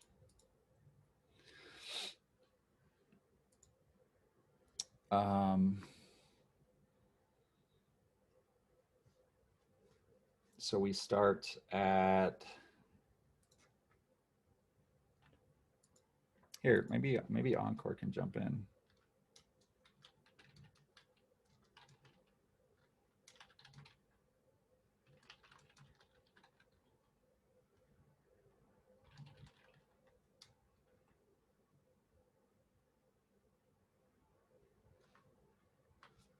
Yeah, he said he'll hop in. Cool. Oh, that's not what I wanted. In the boot camp prep. Here, let me send it to him. Oh. Okay. Sorry, y'all. My thought process is not working with me right now, so I am stuck, and I'm gonna have somebody help me. So you're gonna see an instructor help an instructor, which might be good for both of us. Yep, same room. So my thought process, well, at least what he's hinted so far, is like I could have a start and an end, and I could somehow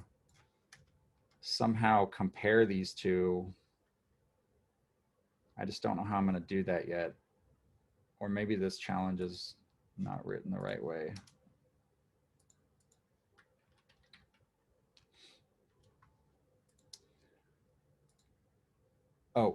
Oh, sorry, Bootcamp prep room.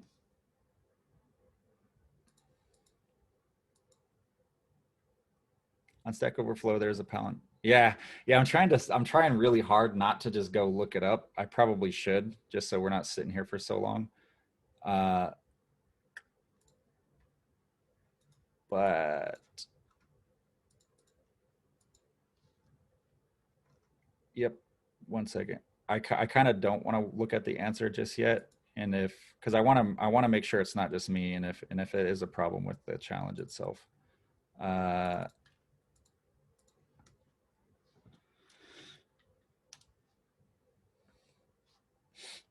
He should be here in a second, though.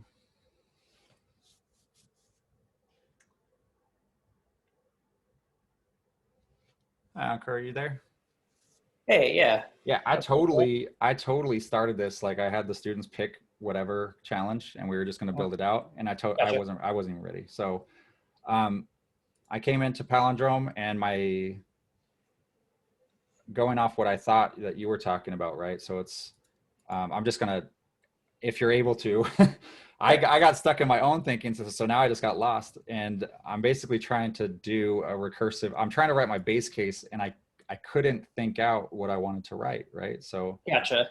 Okay, I understand. So yeah, recursive is one way to do it. So if we're trying to do it the recursive way, so our base case in the way I have it perceived. So let's say our example is race car.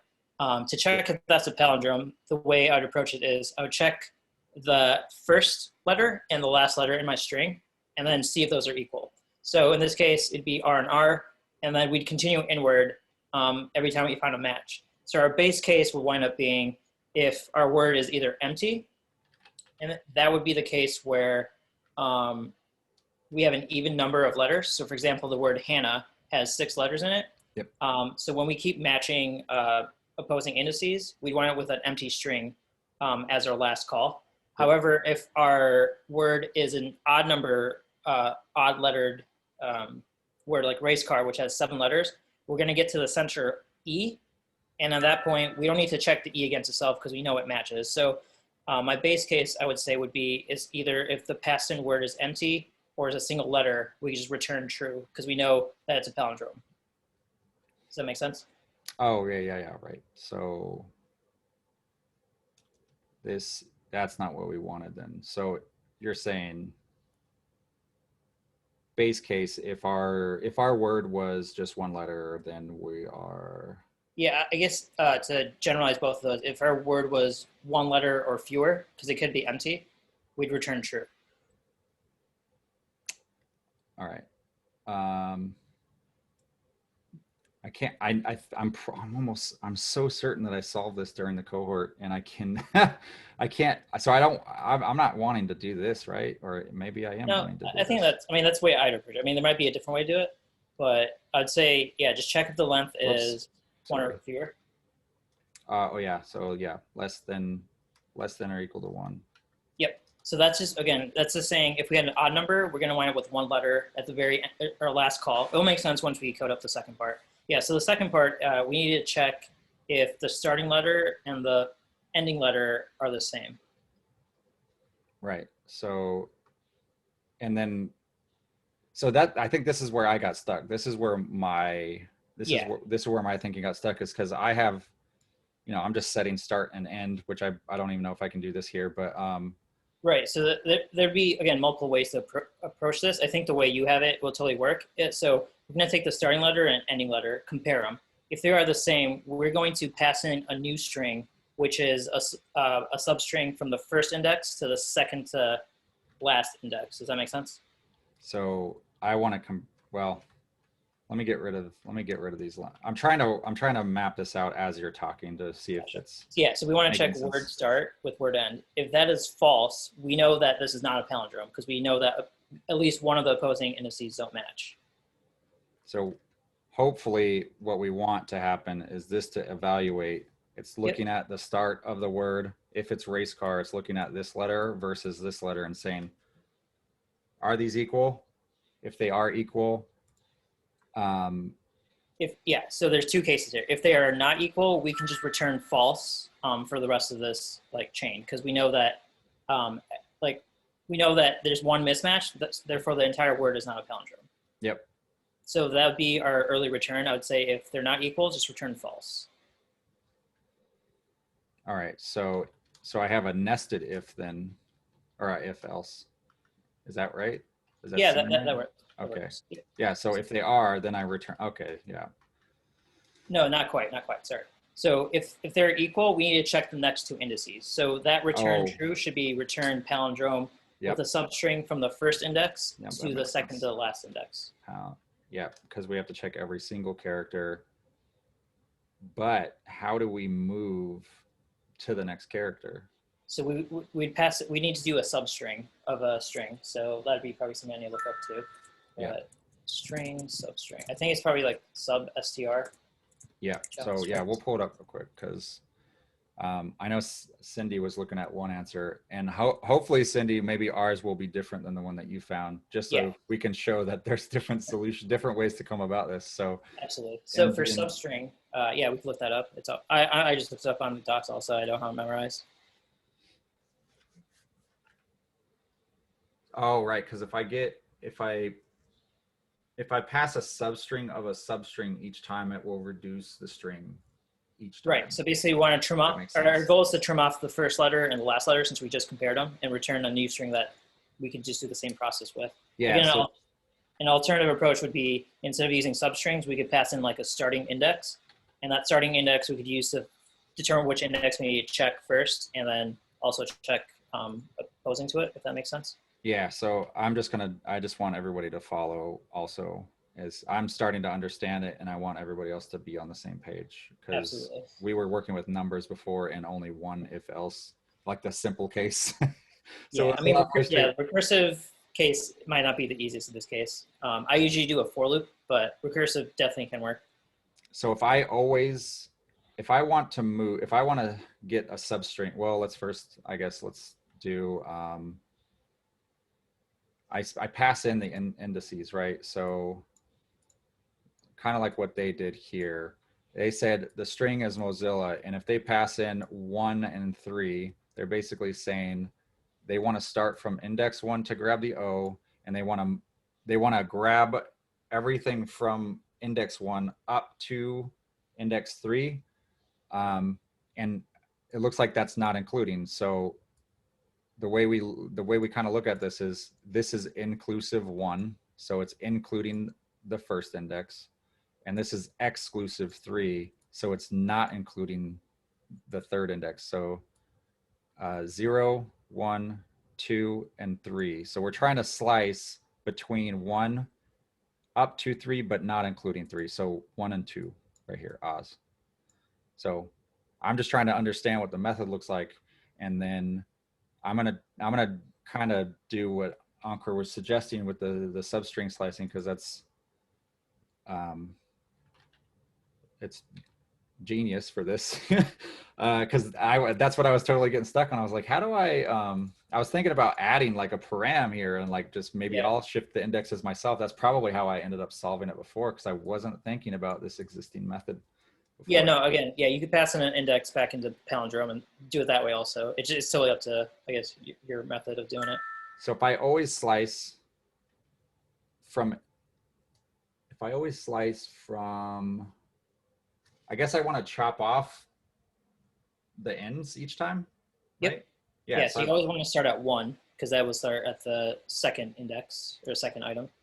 So basically, I'm starting with word. I'm reiterating to explain. I'm starting with this word race car, and I want to do a check and see if the word length is less than or equal to 1, and if it is, it's true. And then right here, I'm basically checking index position. So however long this word is, I'm like grabbing each end, the starting and the ending. And maybe the most confusing part, if it is confusing, I feel like it might be, is this substring, like what's going to happen because this is a nested call. And so we have index 1, but I need the end now. So I guess I can't do this because this is going to set it to 0 and the end every single time. I can't do this because substring is actually going to reduce it. Sorry, I wanted to show that. So if I put a 1 and then however long, whatever the length of race car is, since I don't have it in a variable, I'm going to have to do it myself. So 0, 1, 2, 3, 4, 5, 6. I want to chop the 6 off. And since I know that it's exclusive with the 6, I can just put the 6 and it's going to exclude it for me. So if I do that, it gives me the word again. So right here, this is what's going to happen is that, that is what's going to get sent in on the second call. So I'm totally following now. So thank you so much. I was so lost when I started this, but this makes so much more sense. Oh, right. Sorry. So, yep, go ahead.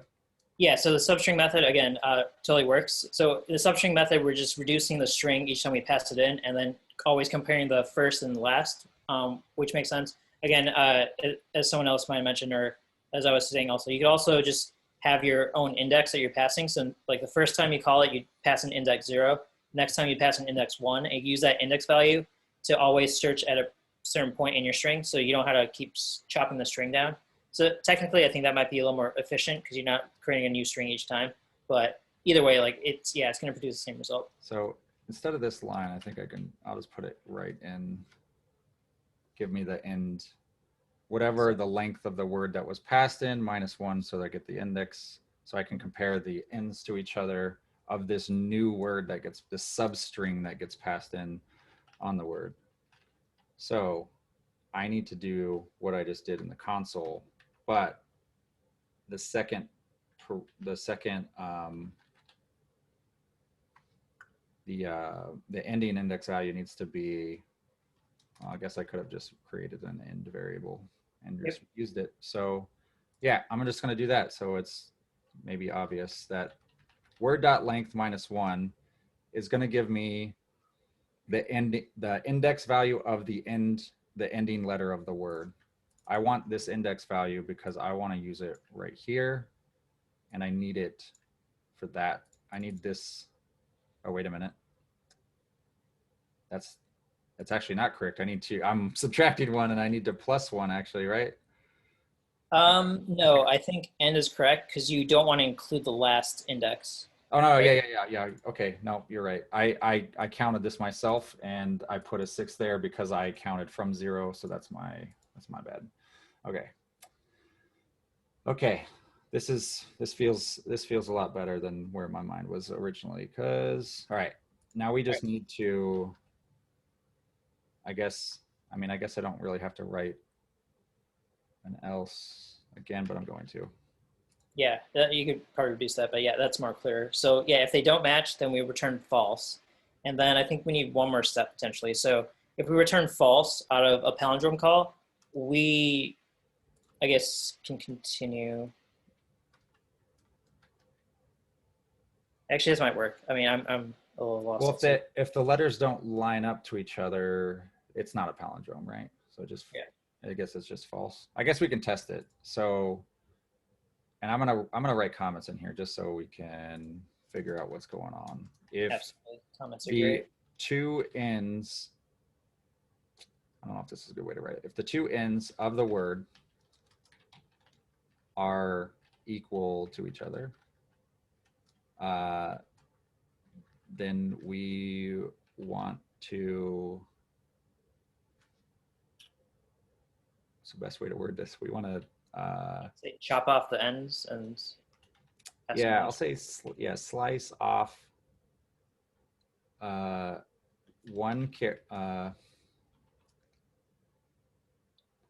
slice off the characters.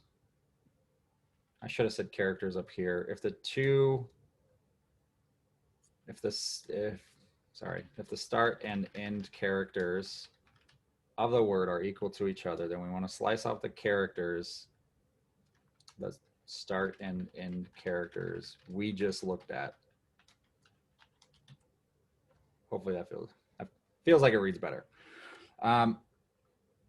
This one is our first checkup here is basically like if we received a word that is one character or less, we're just gonna say like that's a true. We're immediately just gonna say that's true. But also this comes into effect when we keep substringing a numerous amount of times. Maybe I'll create like the stack call in the comments to show you that if you keep substringing and slicing off a word off the ends, we're slicing 2 characters off every time. The word every single call gets reduced and reduced and reduced, and eventually it's going to be 1 character. So we're going to hit a true by the end of it. Is what's going to happen. So this works out perfect.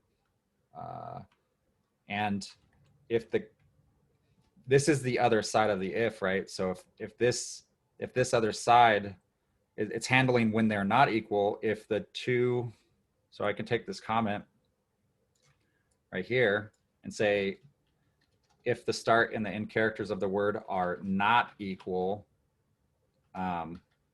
it is not a palindrome, like that.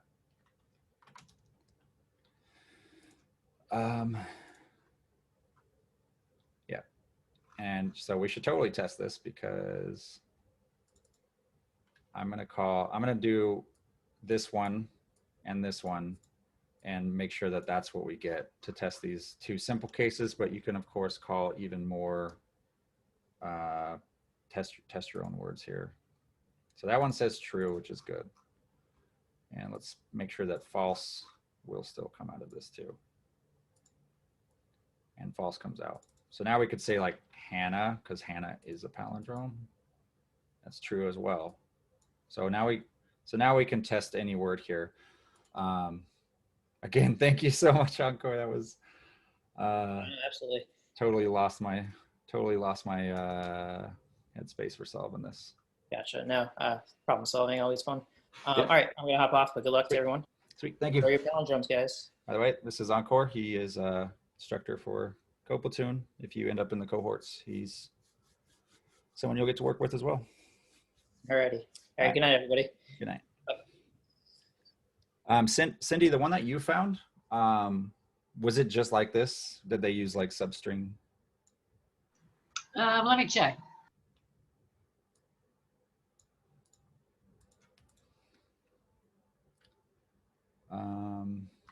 All right, let me add some more comments maybe. No, it's actually pretty different. So I can show it to you when you finish this, so you, like you said, it doesn't mess you up. Oh no, it's fine. I got it now. It was just that the start of it is I think maybe the way I solved it before was I sent in a start and an end index, and then down here I would do kind of what we did in the other example where we took the start and the end and I just +1 and I end and I -1 from the end. That way I'm basically moving the indexes, that the starting I'm moving it plus, I'm incrementing, and then the end I'm coming from the end and pulling it back basically. But I feel like I didn't want to solve it that way, because doing that I would have had to change the function that they gave us. I basically would have been altering the challenge, and I didn't want to do that. And the cohort, I think I don't think the function was written out for us, so we had to solve it our own way. We had to just invent a recursive, we had to write the function, give the parameters that we wanted to have. So I got to solve it the way I wanted. I was stuck because it takes 1 parameter and I hadn't solved it like that before. But yeah, what does yours look like?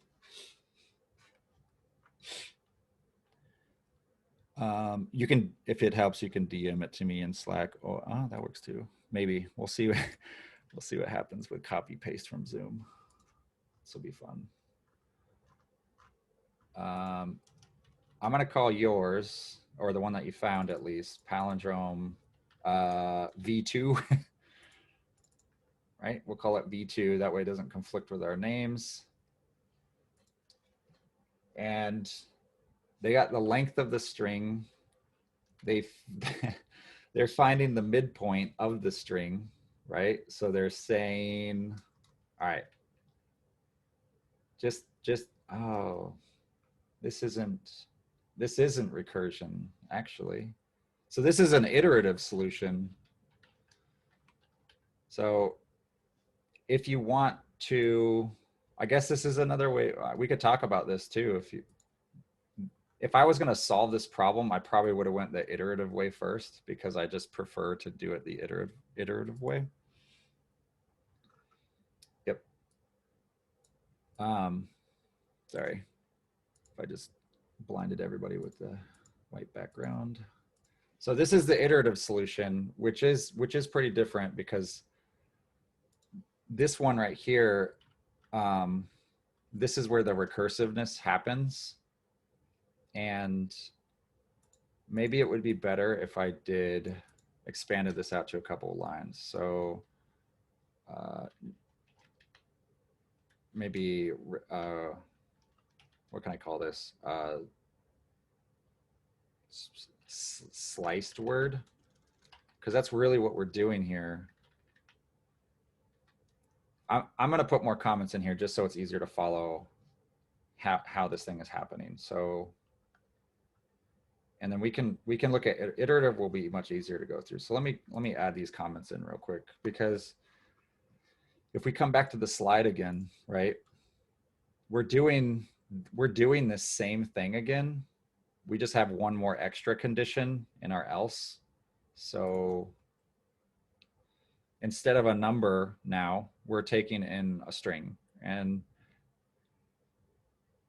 this part of it, this recursive case, this is where I ended up getting stuck, is I needed a way to reduce the size of the word, kind of like we're reducing this number, because these nested calls that happen have to get you, it has to like point you into the direction of our base case. So it has to get you there. Whatever you do, whatever you pass into here has to get you to this point. So if my base case is making my argument equal to 1 and I've started from a higher number, I know that I have to subtract my way down to 1 to get there. But for a string, it's different. You can't just subtract. We can't just subtract a string, not one character at a time. We have to basically invent this solution we just did. And to do that, let's make these our assumptions, right? Or let's make this our assumption. Word is race car, because that's our first example, which means index 0 of word would be R. It would be this basically. And index, if we counted it, I need this. I'm basically wanting to compare this R to this R. And then when I'm done comparing, when I've said, hey, is the starting R the same as the ending R? Like, well, is the starting character the same as the ending character of this word? That's what I'm trying to say. So I'm saying, are they the same? If they are, I want to remove these characters out of my string. I want to slice that one off and that one off, and I just want to be left with the middle, so that I can grab the first character again and compare it to the last character again, you know, because the second time around, after we do a substring, it would be that, which changes. Word 0 now becomes A, and then word, this one is dynamic. This one is like dynamically calculated usually, right? So it's like word dot length minus 1. So whatever word's length is, so 1, 2, 3, 4, 5 minus 1, which is your index. So 0, 1, 2, 3, 4. your index is always one less than what your total length of a word is, or an array. Again, that's zero-based indexing we talked about once before. So if you ever see this, they're probably trying to get an index. If it's anything dot length -1, they're probably trying to work with some kind of indexing for the end ending value by index. All right. So that would give me the ending. And so if A is equal to A, then do it again. So slice it again, right? So now if I slice off both the A's, I'm left with C, E, and C again, right? So, this is basically the process that happens again, kind of like we did with the numbers. So, and then I compare C and C to each other. And if C and C are equal, then I slice off C and C and I'm left with E. And that's our base case that Encore helped us figure out, basically, is when we have reached this base case,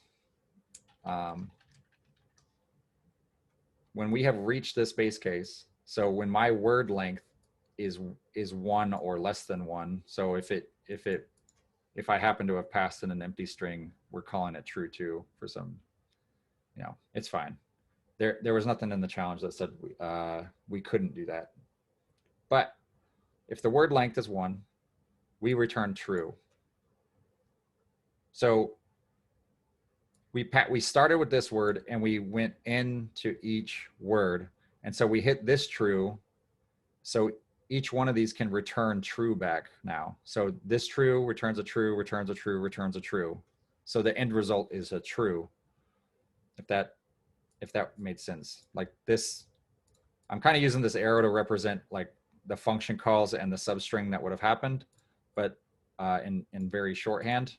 But basically, this E would have come back out, and I'm not adding like we did in the example, right? I'm not doing addition, so it's just a straight up return value. It's just a straight up return value from that function call. So when we hit our base case, which is if it's 1 character, it's straight up just returning a true, which causes this function to return that true and return that true and return that true. And it cascades back up our staircase again. So this was a pretty good challenge, because if you don't know about substring, it makes it difficult, because you do have to slice off. You do have to have a way to slice your string, like remove the things that you just checked, right? So right here, I'm always checking. I'm always checking the first character with word 0, which initially, whoops, I probably should have put that under. So initially it's R is equal to R, and end is really me just getting the index of the ending character, right? So I'm comparing the first letter of the word to the ending letter, but the real magic is substring.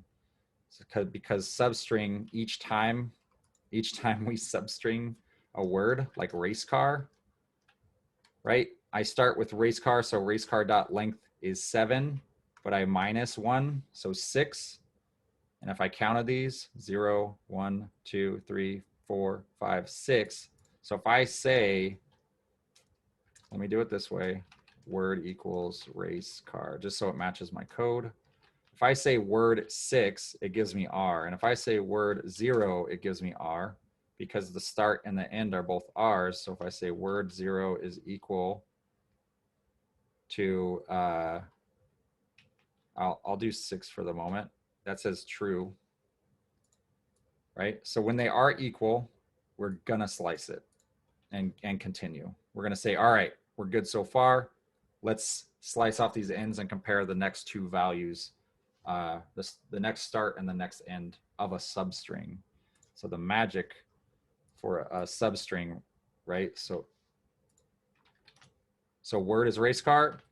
This is the magic. String, I'm saying 1 because I want to get rid of 0, the 0 index of this word, right?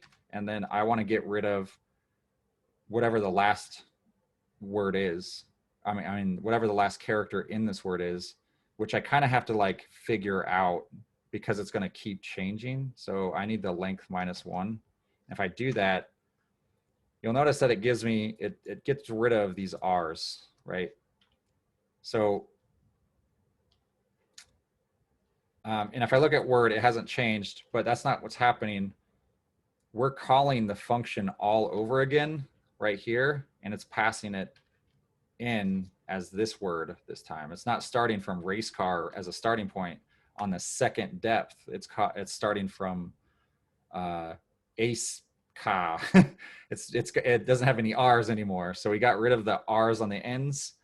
So if we want to imitate this behavior right now, I would have to do this line and store it back inside word again, right? So word is now that, but if I do, now if I recall this again and do another substring of the substring I just did, you see that the word gets lower each time I do it, right? And then it gets down to that. And I guess if I, our base case is stopping us at this point, and if it didn't stop us, we would probably get, let's see. Oh yeah, I guess it can't slice. Oh, it can't, it's not doing it because word.length, I see. We're basically just slicing off the same character because word right now is that, word.length is 1, and -1 is 0. So I'm saying slice from 0, slice the first character. I'm doing this basically.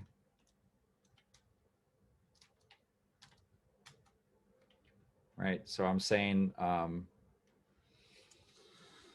it's basically ignoring it, I guess, because I'm saying skip the first letter, and it's not skipping the first letter. Maybe that's because the ending is bigger, smaller than the starting.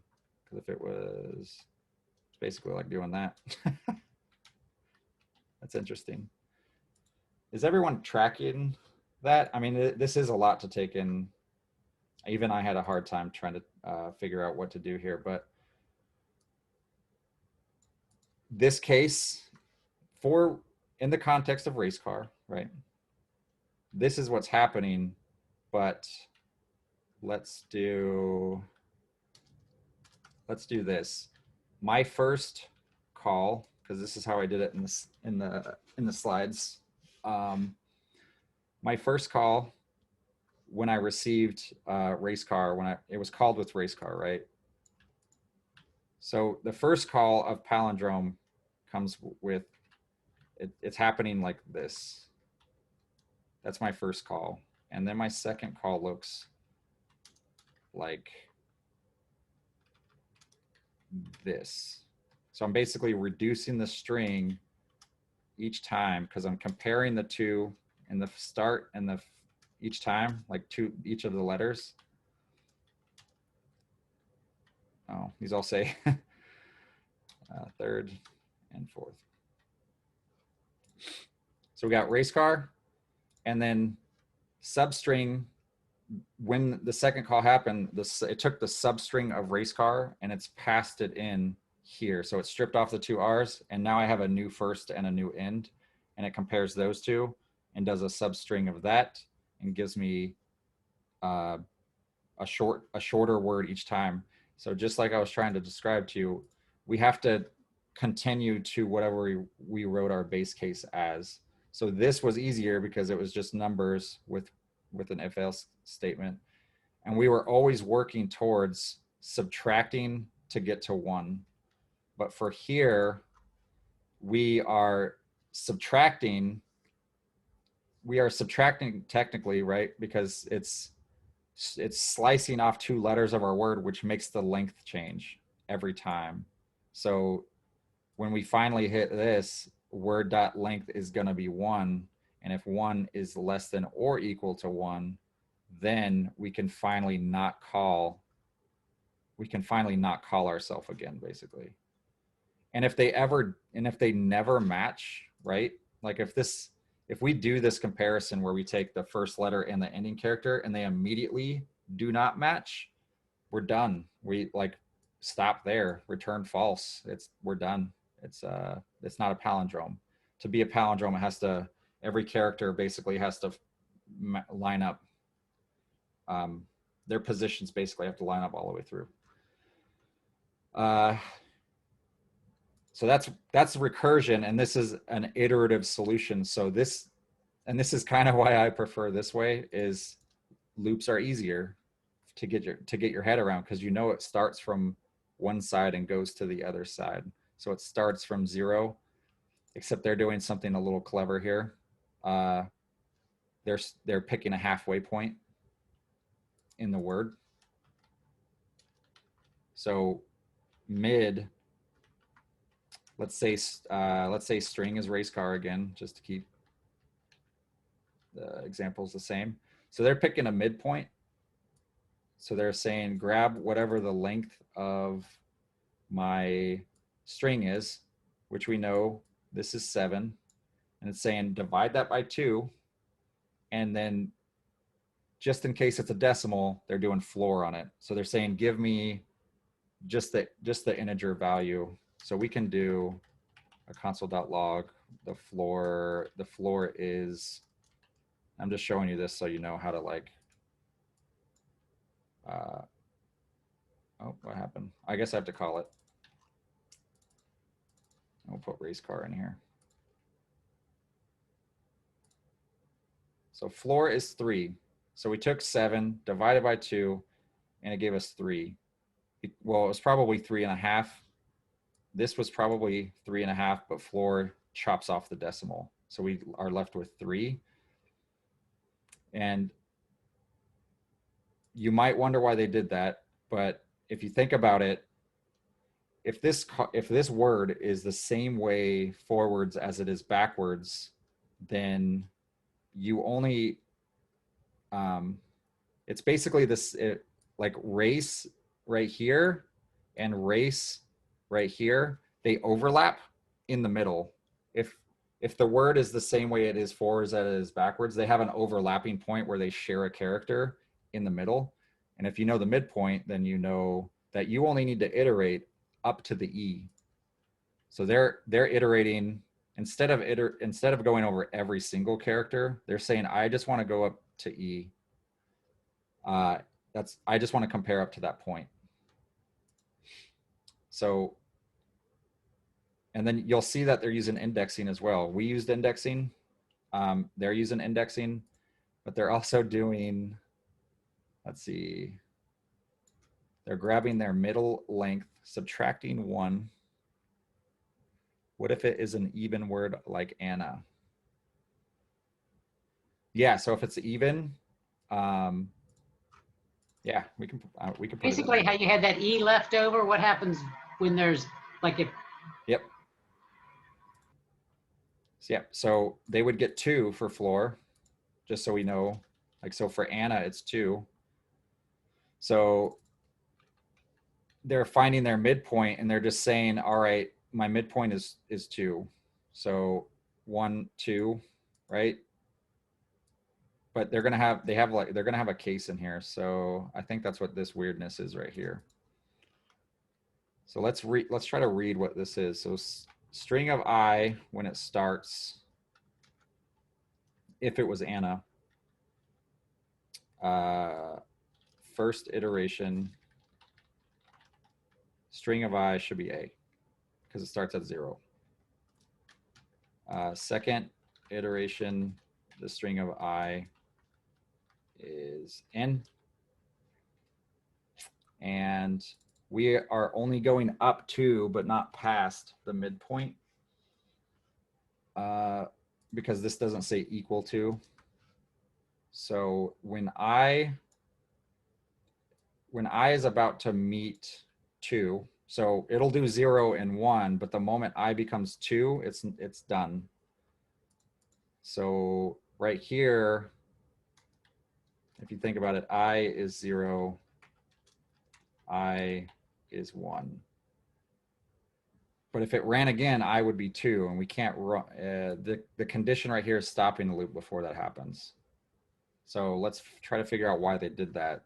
And this is A the first time, and then N the second time. And it's saying if A is not equal, if A is not equal to length, so they're just grabbing the length and they're doing a -1. So they're getting the last letter, but then they're also subtracting whatever index they're currently on.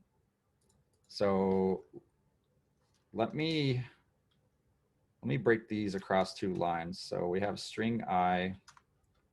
We have 2 things we got to look at here. Assuming that we're using Anna, and Anna is 4 characters, this would be a 4. I'm kind of just doing like drop-in replacement for these values right here. So 4 -1 -I, and then I on the first iteration, whoops, would be 0. And what would this give us? So not I. What value does this give us? So 4 -1 is 3, -0 is still 3. So it would give us 3 index. We're trying to access an index of 3 basically right there. So Anna 0, 1, 2, 3. So that's the last character. So it's comparing 0, which is what I starts with. So I starts with 0. So this one is A, and this one is A. That's index 3 and that's index 0, if you're tracking so far. So the second iteration, this is where the I is actually going to impact the value, right? So if we do the same thing again, whoops, I should grab both of those. Sorry. All right, so length, we're not doing this iteration. The iterative solution is not doing substrings. So 4 is going to stay the same, and -1 still gives us 3, just like iteration 1 did. So that means this value right here has to make a change. Otherwise, it would be identical to the last iteration, and then we would end up with A again. So this one, I on the second iteration, right? I is incrementing with every single iteration. Uh-oh. Yeah, don't crash again. So on the second iteration, so the first one, I is 0, second iteration, I is 1. So now we have 4 -1 is 3, -1 is 2, which means all we really did was we moved from here to here. And because I has to stay less than the middle value that they've chosen, we can't actually iterate a 3rd time for Anna. So that case that you were asking about, like that middle value, it actually just gets ignored. These 2 values side by side get compared, and then it just, it had to iterate twice for this. So it did 2 iterations because this was 2, and this condition doesn't allow the loop to go over 2 iterations. So this is controlling how many times the loop is going to iterate. And that's all we needed, though, because we're really just, I mean, trust me, like when you try to solve this yourself, you might be one off the whole time. So you might run into errors, but they probably worked through their error for this, because this would have been like a brave assumption to make if you didn't solve this before going in thinking, oh, I can just stop this at 2, make my loop stop at 2, and hope that, I'm still comparing, I'm doing my math right, basically, right? Like the thing that's the saver right now is I, because it increments from 0 to 1 to 2, it's incrementing by 1s, but it starts from 0. That's the saver, because if we changed that to 1, it would break. Even if we fix the other things, to get our ending value, we have to start with not subtracting anything. It has to start from 0. I think that's kind of what's saving it on this case right here. Or wait, no, sorry, this case right here. So where I was 0 to start with, because if that would have been anything else, then we would have got a different character. So you could have trapped yourself. But I feel like this way is easier to do. This way is probably easier to do compared to like any recursive thing that you're going to see. Recursion is always when you see a recursive statement and then you try to look at the code, whatever it is, and understand it.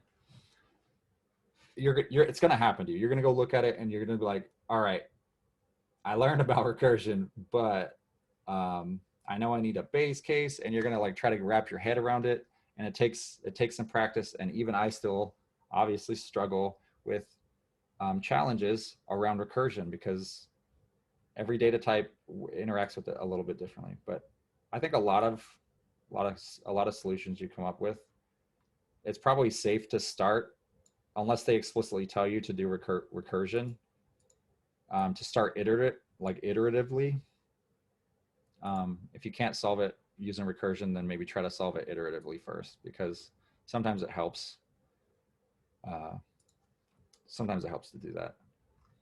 But this was actually really good to go through, because I completely forgot that I could substring and chop off both ends at the same time. Because I was going to go a much different way to solve this, but I would have had to alter. So just to explain why I didn't want to modify their example, because I could have just like faked it the whole way. I could have been like start and end, and then I would have been changing the given challenge. You can't do this in you probably won't be able to do this in a technical interview setting where you're like, I'm just going to modify your given function and make it work how I want it to work. Usually they give you a function like this, and they'll say like, you have to make this thing work. Then you really have to think. Like I had to pull Encore in here to help me remember how to do some stuff. So, well, mainly remember this exists. All right. So that was fun. I don't, was that a lot? Like, was everybody following this, or is it still iffy?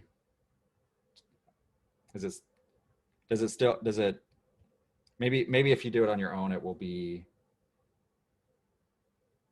be able to gauge yourself more.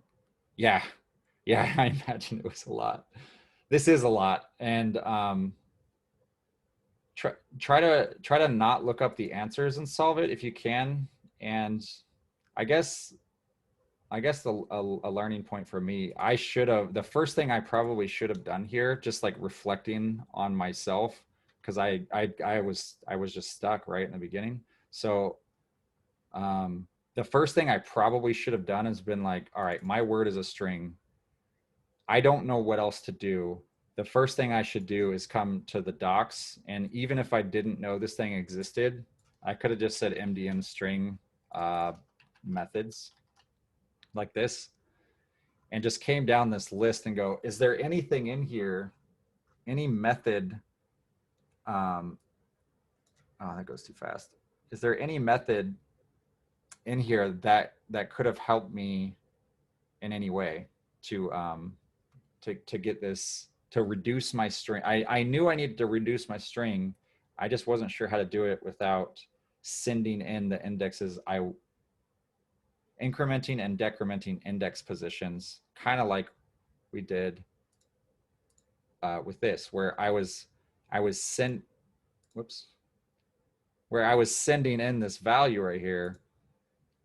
These could have been index positions I was sending in, and that was my original thinking, but it tripped me up not being able to do that, having to use what they provided. What is this? It was a lot, need to practice. Will you put the examples in the chat as a reference, for a reference? I'll definitely put it in Slack. This was a good challenge, and I definitely, I think I'm gonna probably do, I'm gonna go through these and try to solve the rest of these, just so I don't get myself stuck again. I think I've done some of these, but Palindrome I solved differently, and that's what got me stuck. So Anyway.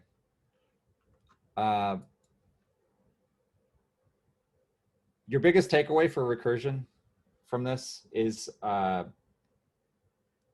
just to understand the basics of recursion. It's going to take practice to get good at solving challenges with recursion perfectly.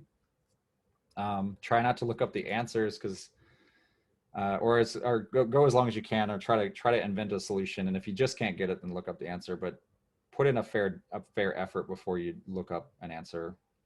Or if anything, just ask like a TA or an instructor or something to like try to help you, like hint you in the right direction, but not give you the answer. Because once you have the, I'm telling you, once you have the answer, once you look up an answer, it's hard to unsee that answer and solve it in any other way. Like once you see it and you're like, oh, that makes sense, then you just can't. It's like, I don't know how to invent this any other way once you see it. But yeah. Let's see. I'm just looking at the chat. Yep, I'll put these in the Slack channel, and I don't think we don't have enough time to go over another recursive one. I'm pretty sure I'll run over in time just because of how much I talk. Just because I over explain the things. So I don't want to do another recursive one. We might be able to get through. We can end early. Y'all can go give it a try, or I can try to go over maybe one of something else like control flow or types or something that's like 30 minutes worth or less. Otherwise, we can just end early for today, and I'll try to get the video up.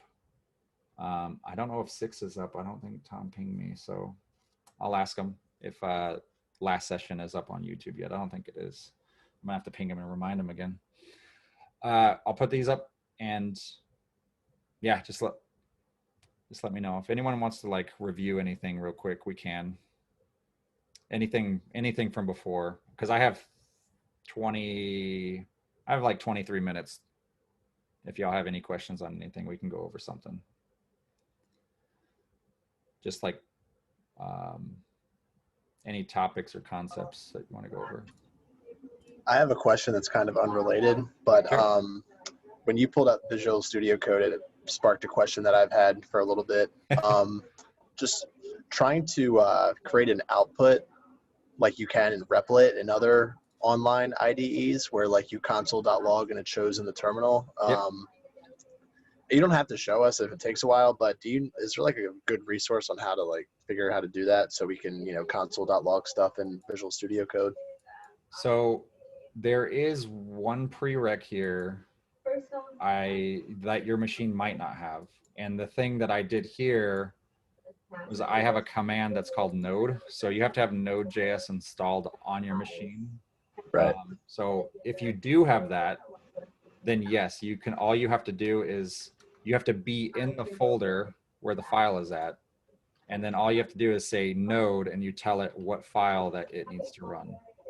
You're saying node execute this file, and then it will only show you the console.log. Whatever you've console.logged, it will log it to the console. Basically, it's logging to the console. So it logs my result. If I didn't put this log here, if I took that out and I just said run my function, or even like you do in Replit and did that, and I ran it, I get nothing. Because Replit, this is what's called a REPL, which is, it's basically this, as if I entered a REPL like that, which will evaluate, I can't remember the node syntax for this, but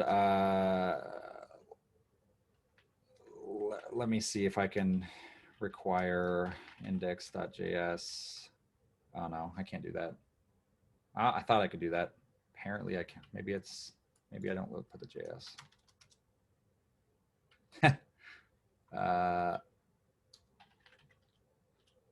Whoops. Yeah, anyways, it's not gonna work. That's basically, this is a node REPL. This is what Replit puts you in automatically. When you press this button, it's running it for you, and that's why you can see return values here. But I'm running from technically what is called a shell, which is like a bash shell. So if I did it from here, I can't just, like here I have to explicitly say node run that file, and I get the same thing. This is like a bash, this is a bash terminal. And the one over here, I'm on Windows, but this is an emulator. It's like emulating a terminal for me, so I can do the same things. This is a folder, it has an index file. But so yeah, basically, if you have Node, you can run JavaScript files that you run like that. You can just say node run that file. You have to match the file. Whoops, I'm pointing at the wrong things here. I have VS Code open in this folder right here. Like I can do that, and it basically opens my VS Code into this directory, which is where my code is at. So that's how you do it. So you just say node index, and it's not printing out because I literally have to say console.log my result. If I want to put some text next to it, you literally, if you do it this way, you literally have to put the logs in there, which is why I kind of use them a lot. That's pretty much how you do it. But if you don't have Node, if you type node in like your terminal, if you're on Mac or something, and it says like command not found, then Node's not installed. Then you have to go through the installation steps to install Node on your machine, which if you want those, I can find those for you. You'll have to tell me what system you're on though. I think I can find Node. It's pretty easy to download. I've looked it up Yeah. before, but it seemed straightforward. So Yeah. but got it. Yeah, Thank you. and if you want to test it without hopping in the shell, you can, anybody on any machine, if you have a terminal, you can say node version. And if it tells you, if it gives you an output that's not an error, if it says something like this, actually right now it's probably this, V15 is probably the latest right now. If it gives you, it's going to give you one of two things. It will give you output that tells you what version you're running, or it will say command, like command not found. Oh gosh, I can't even type command not found like that, but it'll say like node. So I don't know, the error, it'll be like error message command not found. If I type, actually to demo it for you. So for Windows, this is their version of the error, right? So if I didn't have Node, I would get this error message. On Mac, it should say like command not found, because this is like a Windows version of an error message because I'm using Windows. Anyway, hopefully that answers all of your questions that you have. You basically need Node, and then you could run, you don't even need Replit if you have Node. You can just do it all from your own machine. You can store all your files on your own machine and do it from your own machine. But Replit is just convenient. It lets you run JavaScript without having to set up your computer for Node and stuff like that. It just removes that need. And you can run this from a lot of different devices. So in the bootcamp, are we going to be using VS Code or Visual Studio Community? No, you'll use VS Code. You'll use this. Here, let me go to basically code.visualstudio.com. You'll come to like this page, and it detects that I'm on Windows, so it gives me this option. If you're on Mac, it should say download for Mac. But if I want to explicitly go get it myself, you can click here. You have to match whatever system you're on. You can't install these on the wrong types. But usually it gives you the suggestion. It determines what you are, and it tries to auto-detect what system you're on, or platform, I should say. But yeah, you just go here and you can download it and you can get it all set up. But the bootcamp on day one takes you through how to like set it up for like configure all your settings basically. Because you're going to be working out of this, like you're going to be launching a terminal. You're going to have like this integrated terminal in here. And since I'm already in, this one failed, right?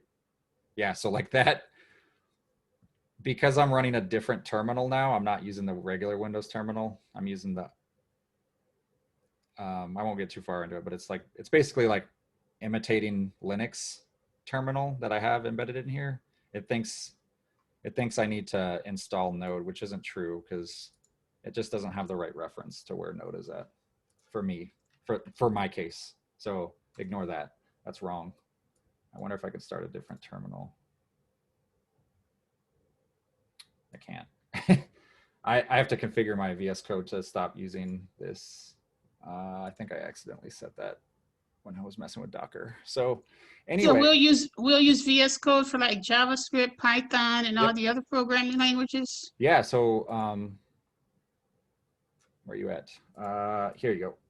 So if you were to look through here, VS Code can do a lot. It has a lot of languages. Like you can write Docker files, you can do HTML, you can write JSON, Java. It knows how to syntax highlight.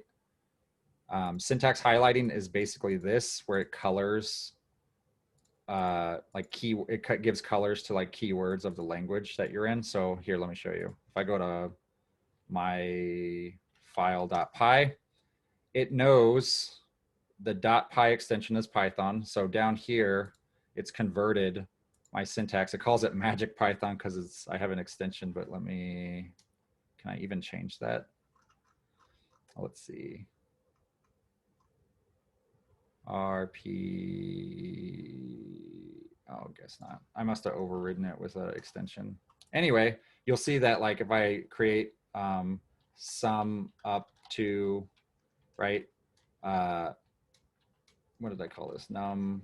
This is a different syntax. I'm typing, this doesn't look like JavaScript anymore. I mean, some parts do, like return, like a string, right? So this is what Python starts to look like. You don't need all the extra, like the curly braces inside. It's just a different syntax. It's a different way. Every language has a different way to write, and they call it syntax. And syntax highlighting is just it's applying colors to things, so it makes it easier. You know, like I can see where my opening and closing braces are. It helps me like eyeball code really fast, like a lot faster than if all of this was like plain.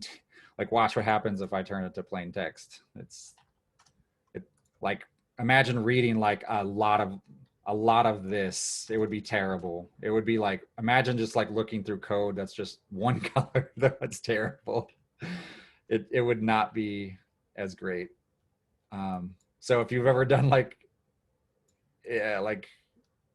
the first time I ever was introduced to HTML was in a high school class, and they had us do it in like Notepad, and everything's one color in Notepad. So it was awful. It was like, it's hard to find your mistakes when things aren't color coded throughout your code. And that's what syntax highlighting is. So yeah, it supports all of the languages pretty much, anything that's popular, or even things that aren't super popular like JavaScript or Python or something. But there's a lot of support in here. And actually you can add even more things. You can go to this extension tab and you can add like, I want GitHub support in here. They have people in the community make different extensions. Some are worth trying out. But yeah, there's a lot. I have a lot of extensions installed myself. So I think these are all the ones. I have all of these. Highlight bad characters. This one, I would if you get VS Code and you start this cohort, I would highly recommend you get this, mostly because let me show you what happens when you copy paste some code from Slack or Zoom on occasion. Actually, let me do that from Zoom. Let me see if Zoom even does it. Oh man, where is this? Where did it just go? I hit it. Chat. Somebody sent me something in Zoom. So let me try to copy this. Cindy, you sent it. So it's JavaScript. No, it's good. Zoom's good about it. Let's try what Slack thinks about that. Maybe these will both be good. Then I won't be able to show you. Ah, there they are. So you see the red?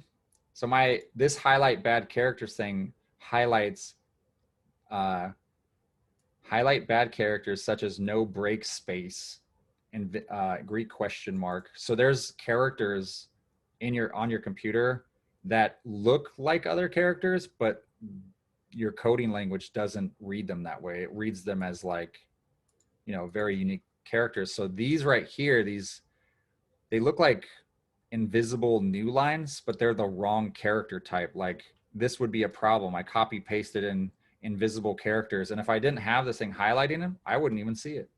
Like if I disabled this and went back, I'm gonna have to open the file again, I think. Why is it still enabled? Oh, maybe I have to relaunch VS Code.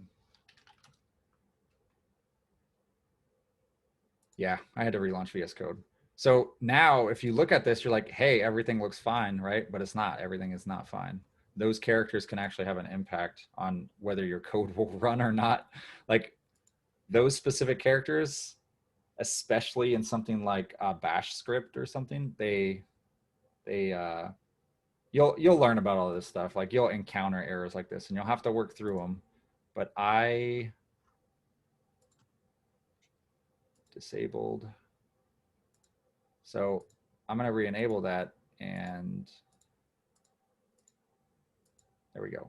So it puts these back. So if I seen this in my code, I'm like, oh, that's not good. Now I'm gonna have to get rid of that character, and I can even tell it's bad because if I hit backspace, I hit it once right now, it didn't even backspace me to the next line. That means there was like this weird hidden character that Slack itself, when I copied from a code snippet, has injected into the code snippet because of the way they are rendering these things. So that's unfortunate because Slack is supposed to render the raw text as it is. So be careful with copy pasting Slack code too. Like it's good to have an extension like this installed. So I would have to go through and probably get rid of these, especially when I'm running when I'm sending code, when I'm on Windows and somebody else is on Mac and I send them code. I don't know if you've ever heard of what a new line character looks like. Let me, I can't explain this unless I show you. So let's do it in Node. And I'm going to console.log a word, right? I'm going to just show you what happens between Windows and Linux and why it's so, or Mac, Linux, and Windows. You're going to encounter this someday. So I want to show a sentence, right? If I do, whoops, it prints out my sentence. But if I put it in like a slash, this is a special meaning for a string when I print this out. If I put that slash in and I do another sentence here, notice how it breaks to the next line. So slash in is a new line character. That's what they call it. This is a special like encoded thing. On Windows, your text editor, you'll see right here, it says LF, end of line sequence. That's a slash in. But Windows has one that they call CRLF. That thing is basically /r/n. But it looks the same, right? But on Linux doesn't like that /r. Macs don't like that /r. So that it becomes a problem that developers have had to solve. Not something you need to really worry about unless you have like something like this. These could be like Slack has a /r and it's missing the /n. It's just the /r. Like they put that there. I don't know why they would ever do that or why that would be a thing. Or these could be actually just completely different invisible characters that are not either of those things. So these are just quirks to like programming. Like you learn about them as you encounter them. The first time I encountered it, I had no idea what I was looking at until I came across like a Stack Overflow when I was a younger developer, and I was like, they were talking about white space. It's just stuff like this. But you will work out of VS Code. You in the cohort, if you do like the part-time, full-time cohort, at least, you will end up using VS Code, and you'll be writing JavaScript and Python in it, and you'll be learning how to work with like GitHub. You're going to learn everything developer related, basically. you're gonna learn all of the developer things. And yeah. And what's the database language? The one that is part of the I mean, there's a lot of database languages out there. For the cohort. Yeah, so you'll be using SQL, which is it's SQL. SQL is how they pronounce it, or like this. Wait, what did I just get to right here? I just undo something.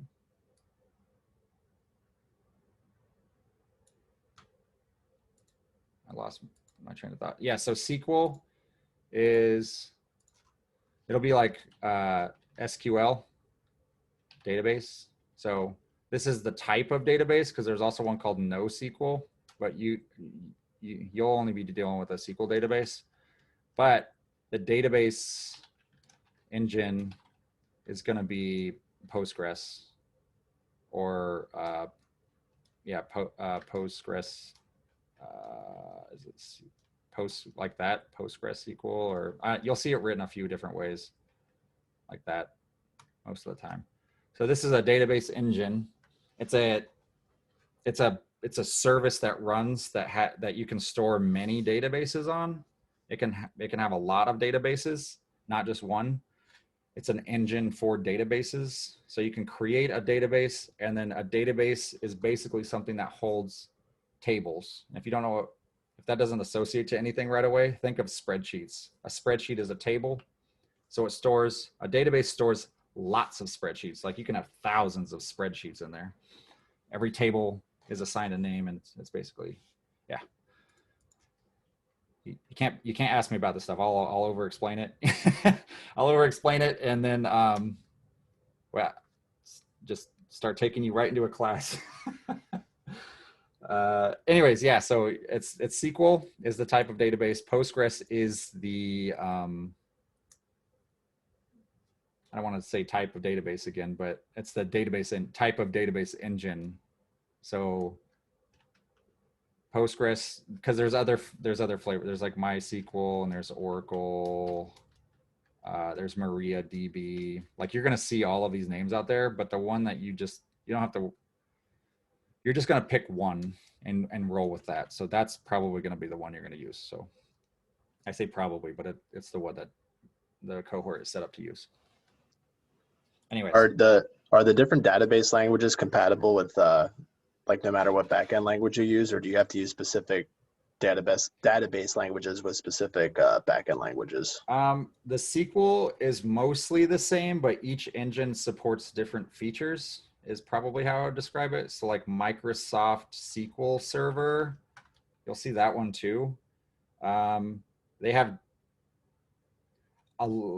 there's a lot of differences in the things that are built in, but they do have all of the same. It's the same like standard language that you'll see, like select all the columns from a given table, whatever the table's name is, and you can like this is what the queries, like actual queries, look like when you want to like retrieve something from the database. This is how you talk to it. It's a language of its own. And if I was actually putting this inside of syntax highlighted, I mean, it looks like it's trying to highlight, but I don't think it knows what's going on here. I think it's just highlighting everything the same color. Yeah. It basically starts to look like this. I'm just putting in template boilerplate code here, but you would basically write a statement where you fill in these values with the right things. I said condition.